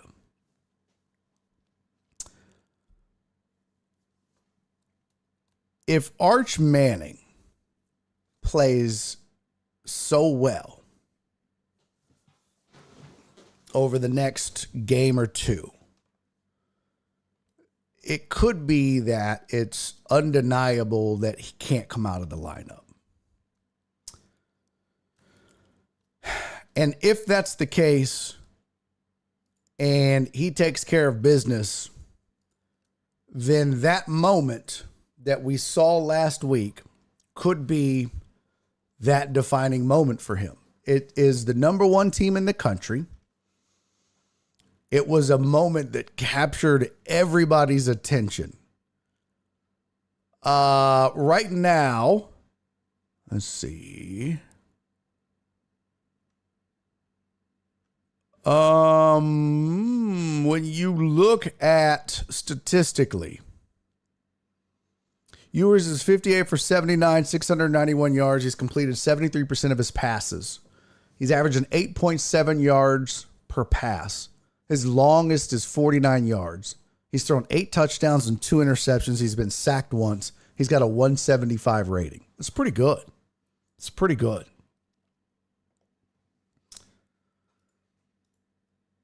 When you look at Arch Manning's numbers, he's 14 of 18 for 318 yards, completing 77% of his passes. He's averaging 17.7 yards per pass. He's got a long of 75, 5 touchdowns, no interceptions, and a 317 quarterback rating. What? It's kind of hard to ignore that. It's just kind of hard to just say, well, that doesn't matter. But it does. But it absolutely does matter. And now he's going to have 1, maybe 2, possibly 3 full games under his belt. And if he goes out and puts up 400 yards, no interceptions, couple of rushing touchdowns, and the offense just looks unstoppable, silky smooth, I don't know how you don't hand him the keys to this offense, especially with the hype that he picked up last week. And when I say hype, let me show you what I mean, because you saw the run, and it was a beautiful run. But this is insane.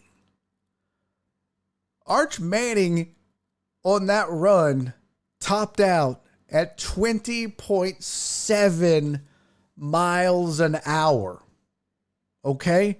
Tyreek Hill's fastest run this season has been 20.3. The fastest any offensive player has gotten so far in the NFL is 21.89, which was Nico Collins. Shout out Nico Collins. Arch Manning has topped out at a faster speed than Tyreek Hill this season. That is an insane number. And that is an insane stat when you think about it, to have that kind of weapon. And when you couple that with what he's doing in the passing game, completing 77% of his passes, hasn't thrown an interception yet, has a 317 rating. Now, granted, it's only his 14 of 18, but I'm telling you, man, if this kid goes out and that offense is just perfect, I don't know how you take this kid out of the game. And if you don't, and these next two games essentially serve as a tune-up where he plays the entire game over the next two on their schedule. He plays the entire game against University of Louisiana Monroe and the entire game against Mississippi State. He gets 8 quarters under his belt, and they just look pristine. How do you not? And if he goes in and rolls OU, or they go in and beat OU in the Red River rivalry, Red River shootout, Red River rivalry, mark my words. That happens. That sequence of events happens. That run last week was the catalyst for his Heisman run. And it will be, whether he loses to Georgia or not. Now, if they put Quinn Ewers back in, then of course it's not going to happen. But if I'm Steve Sarkisian and he has 2 phenomenal games in a row over the next 2 weekends,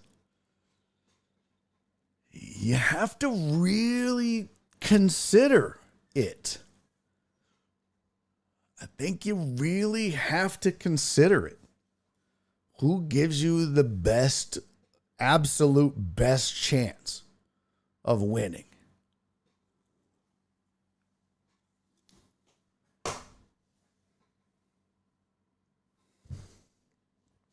I don't know. That game against UTSA just looked phenomenal. So, I don't know. We'll see. We'll see. But put it on the board. Put it on the board.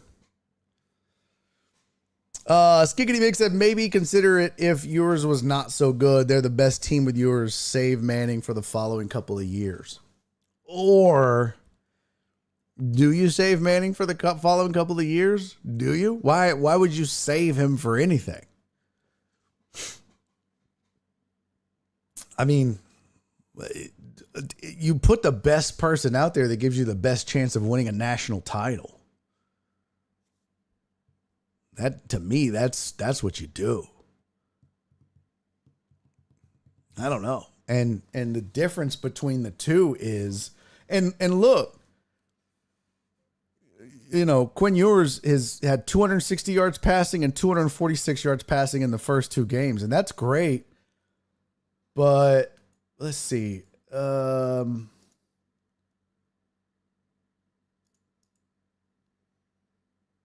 He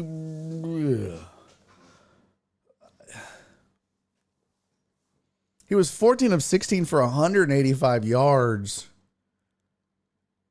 before he got injured, right? He was 14 of 16 for 185 yards before he got injured. And then Manning comes in and goes 9 of 12 for 223 yards and 4 touchdowns, and then rips off that 67-yard run for a touchdown.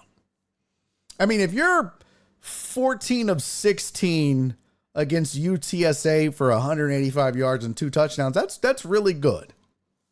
That's good. But then your backup goes 9 of 12 and 4 touchdowns. That's what it should have been. I'm just saying. Those numbers, yes, you're right. You're right. But let's not act like 260 against Colorado is great. Now, you know, maybe he came out early. Sure.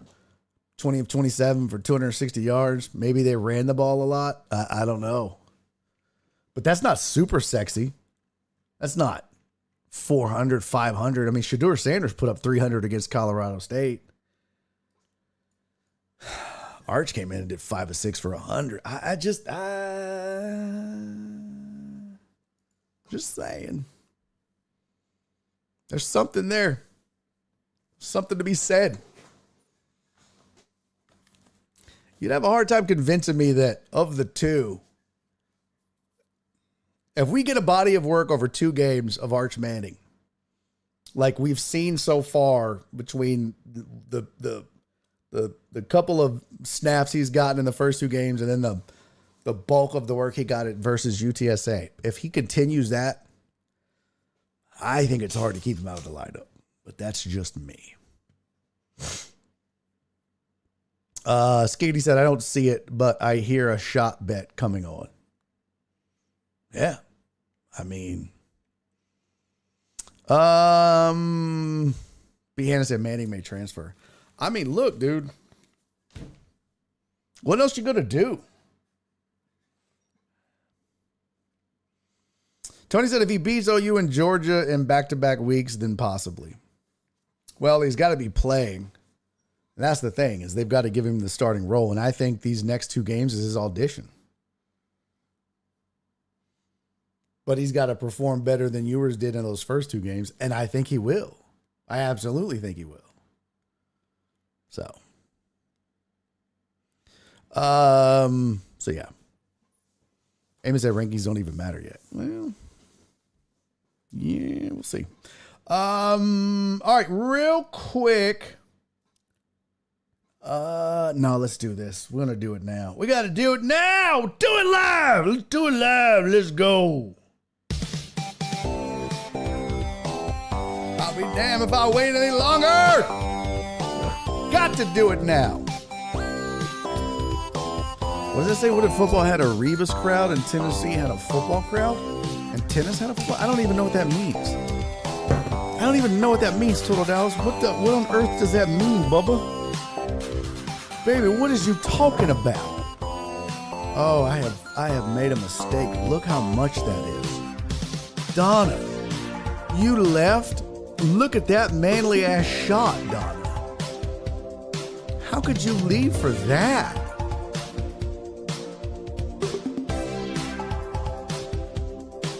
I have screwed up. Donna, I just want to tell you. My sweet, sweet Donna's birthday is today. And there's a couple of reasons. Yeah, rankings matter is approved. Oh, Donna's lurking. Now look. There's a couple of reasons Donna has nicknames that she has. Day One Donna, my sweet, sweet Donna. These are not just frivolous words that I throw around lightly when it comes to this woman. I met Donna the day that I tried out for Rock the Mic, and the day that I won Rock the Mic at ESPN Radio. Donna was there. So when Donna, and when I say Donna is a day one for me, it's literally Donna is a day one supporter of mine. And I don't know that there was anyone else that was there that's still here. I mean, I remember a few other people in the room, but I'm not sure that anyone else can lay claim to being in the room the day I won Rock the Mic. I'm pretty sure she was, Donna, you were there, right? I'm not mistaken. Donna was in the building. Unless I'm remembering. But I don't think I am.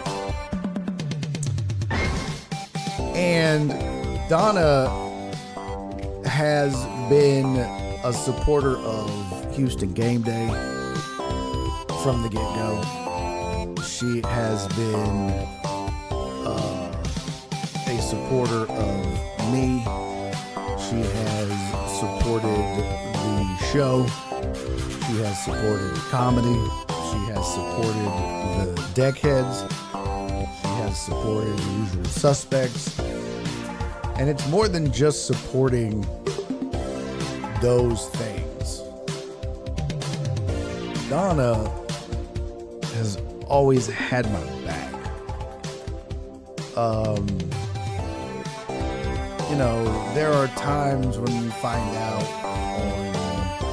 on other places on the internet that just say, where people get buck wild and say nasty shit about you. And there are a few people who have the balls to stand up for me. And she's one of them. And that is a day one. And there's just not the words that I can say to express my love for this woman. Donna, I love you. And I hope your day is amazing because you deserve it. You are the sweetest. And I appreciate you. And I'm so thankful to have you as a friend and a supporter and to have you in my life and in this journey. Thank you. And I hope you have the bestest birthday ever. Cheers, my sweeties.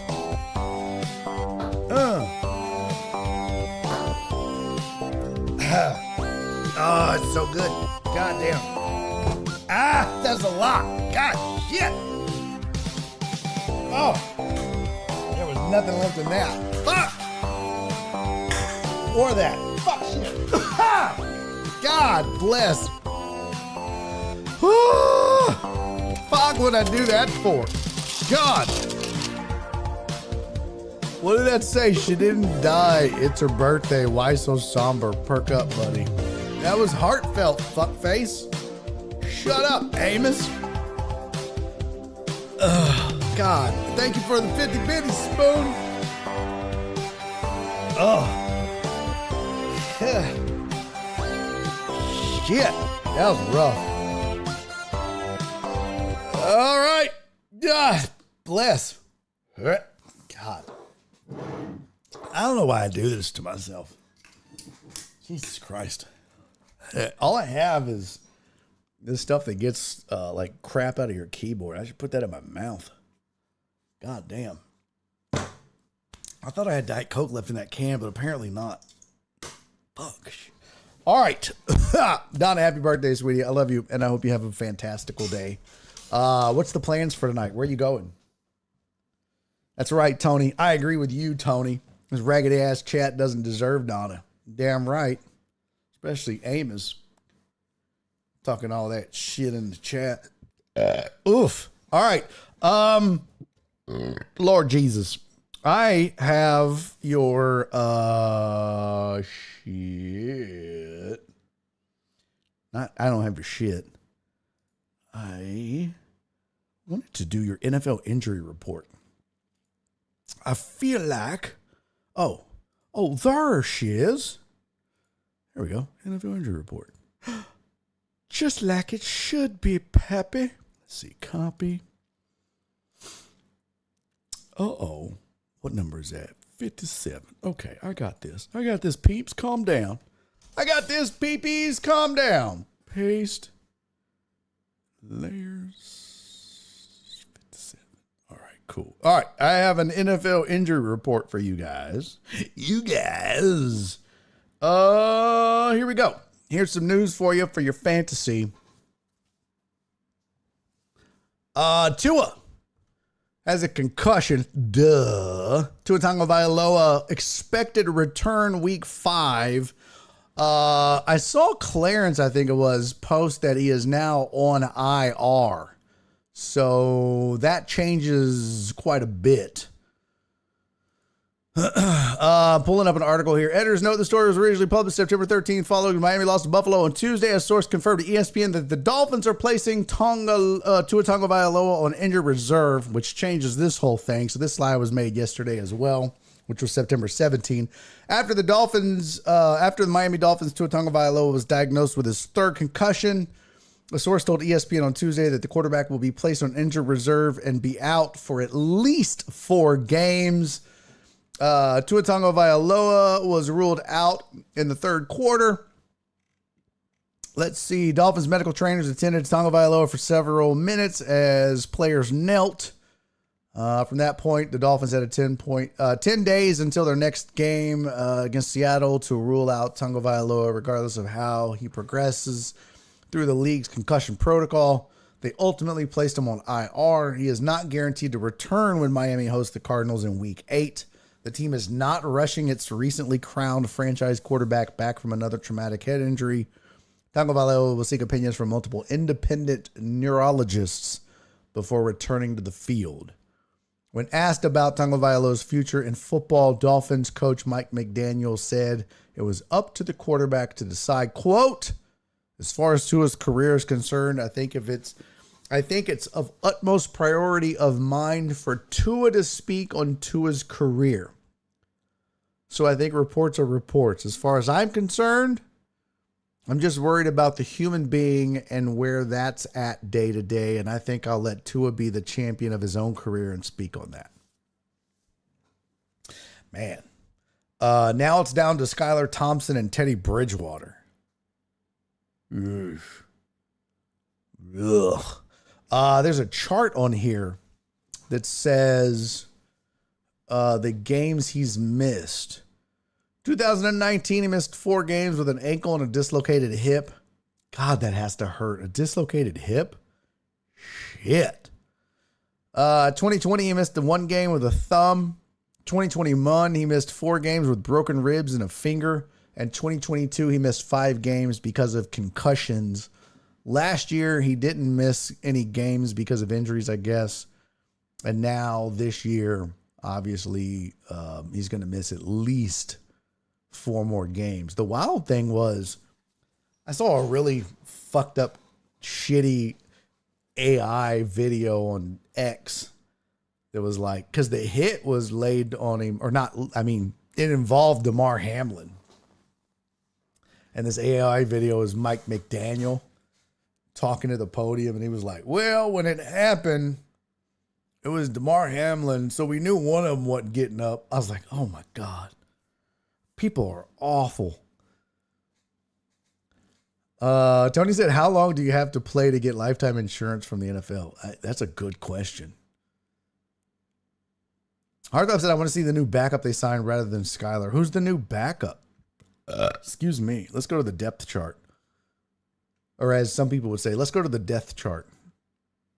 What? It's not the Leaning Tower of Pizza. Tyler Huntley. You don't want to see that. Listen, Heartthrob, I hate to be the one to tell you this. No one wants to see the backup, no matter who it is. It is just not. Unless it's a case of, well, we drafted Aaron Rodgers to be the quarterback of the future. But Skylar Thompson and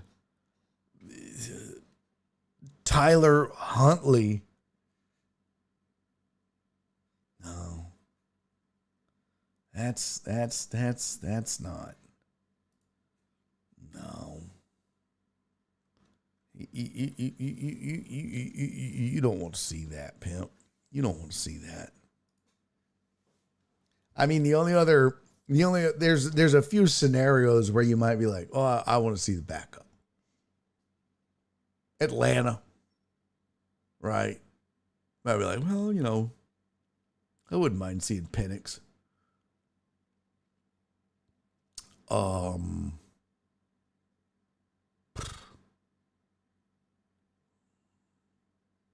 I mean, I guess, I don't know. He's not really the backup, but I guess in Pittsburgh, you're kind of like, okay, I'm ready for Russ. But yeah, it's you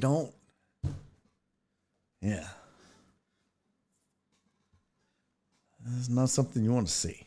So, nonetheless, that is the update there. Amon-Ra St. Brown was injured. He's got a knee injury. Timeline TBD for him. So if you have him on your fantasy, you better check and make sure you're good to go there. Isaiah Pacheco, fractured fibula, also TBD. Now, a lot of these will be updated since I made this. I guess I could go, let me see, footballguys.com. Let me pull up the updated injury. Let's go. Articles, injuries.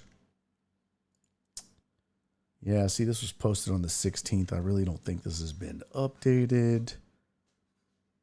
Yeah, that still says week 5, so it's not been. Oh, yeah, update. Tyler Huntley. Dolphins signed Huntley this week for the Ravens practice squads. Just is not going to play this week. Okay. So, also, by the way, Miami, Jeff Wilson Jr. projected week 4 return with an oblique injury. Isaiah Pacheco, it says timeline TBD. Nah. Fractured fibula, projected return week 11 or week 12. So, if you have Isaiah Pacheco on your fantasy team, sorry. You should go ahead and drop him because he's not coming back until week 11 or week 12. Amon-Ra St. Brown. Let me see if I got any updates here. Timeline is still TBD. Monday morning, Detroit reported St. Brown was still dealing with cramping and leg contusions, a diagnosis I am not sure is 100% truthful. So I guess we'll still find out. Cooper Kupp. It has an ankle injury, as we know, week 6 or 7. They're estimating him to return. That has not changed. Let me see. Yep. Okay. Let me change this out. And there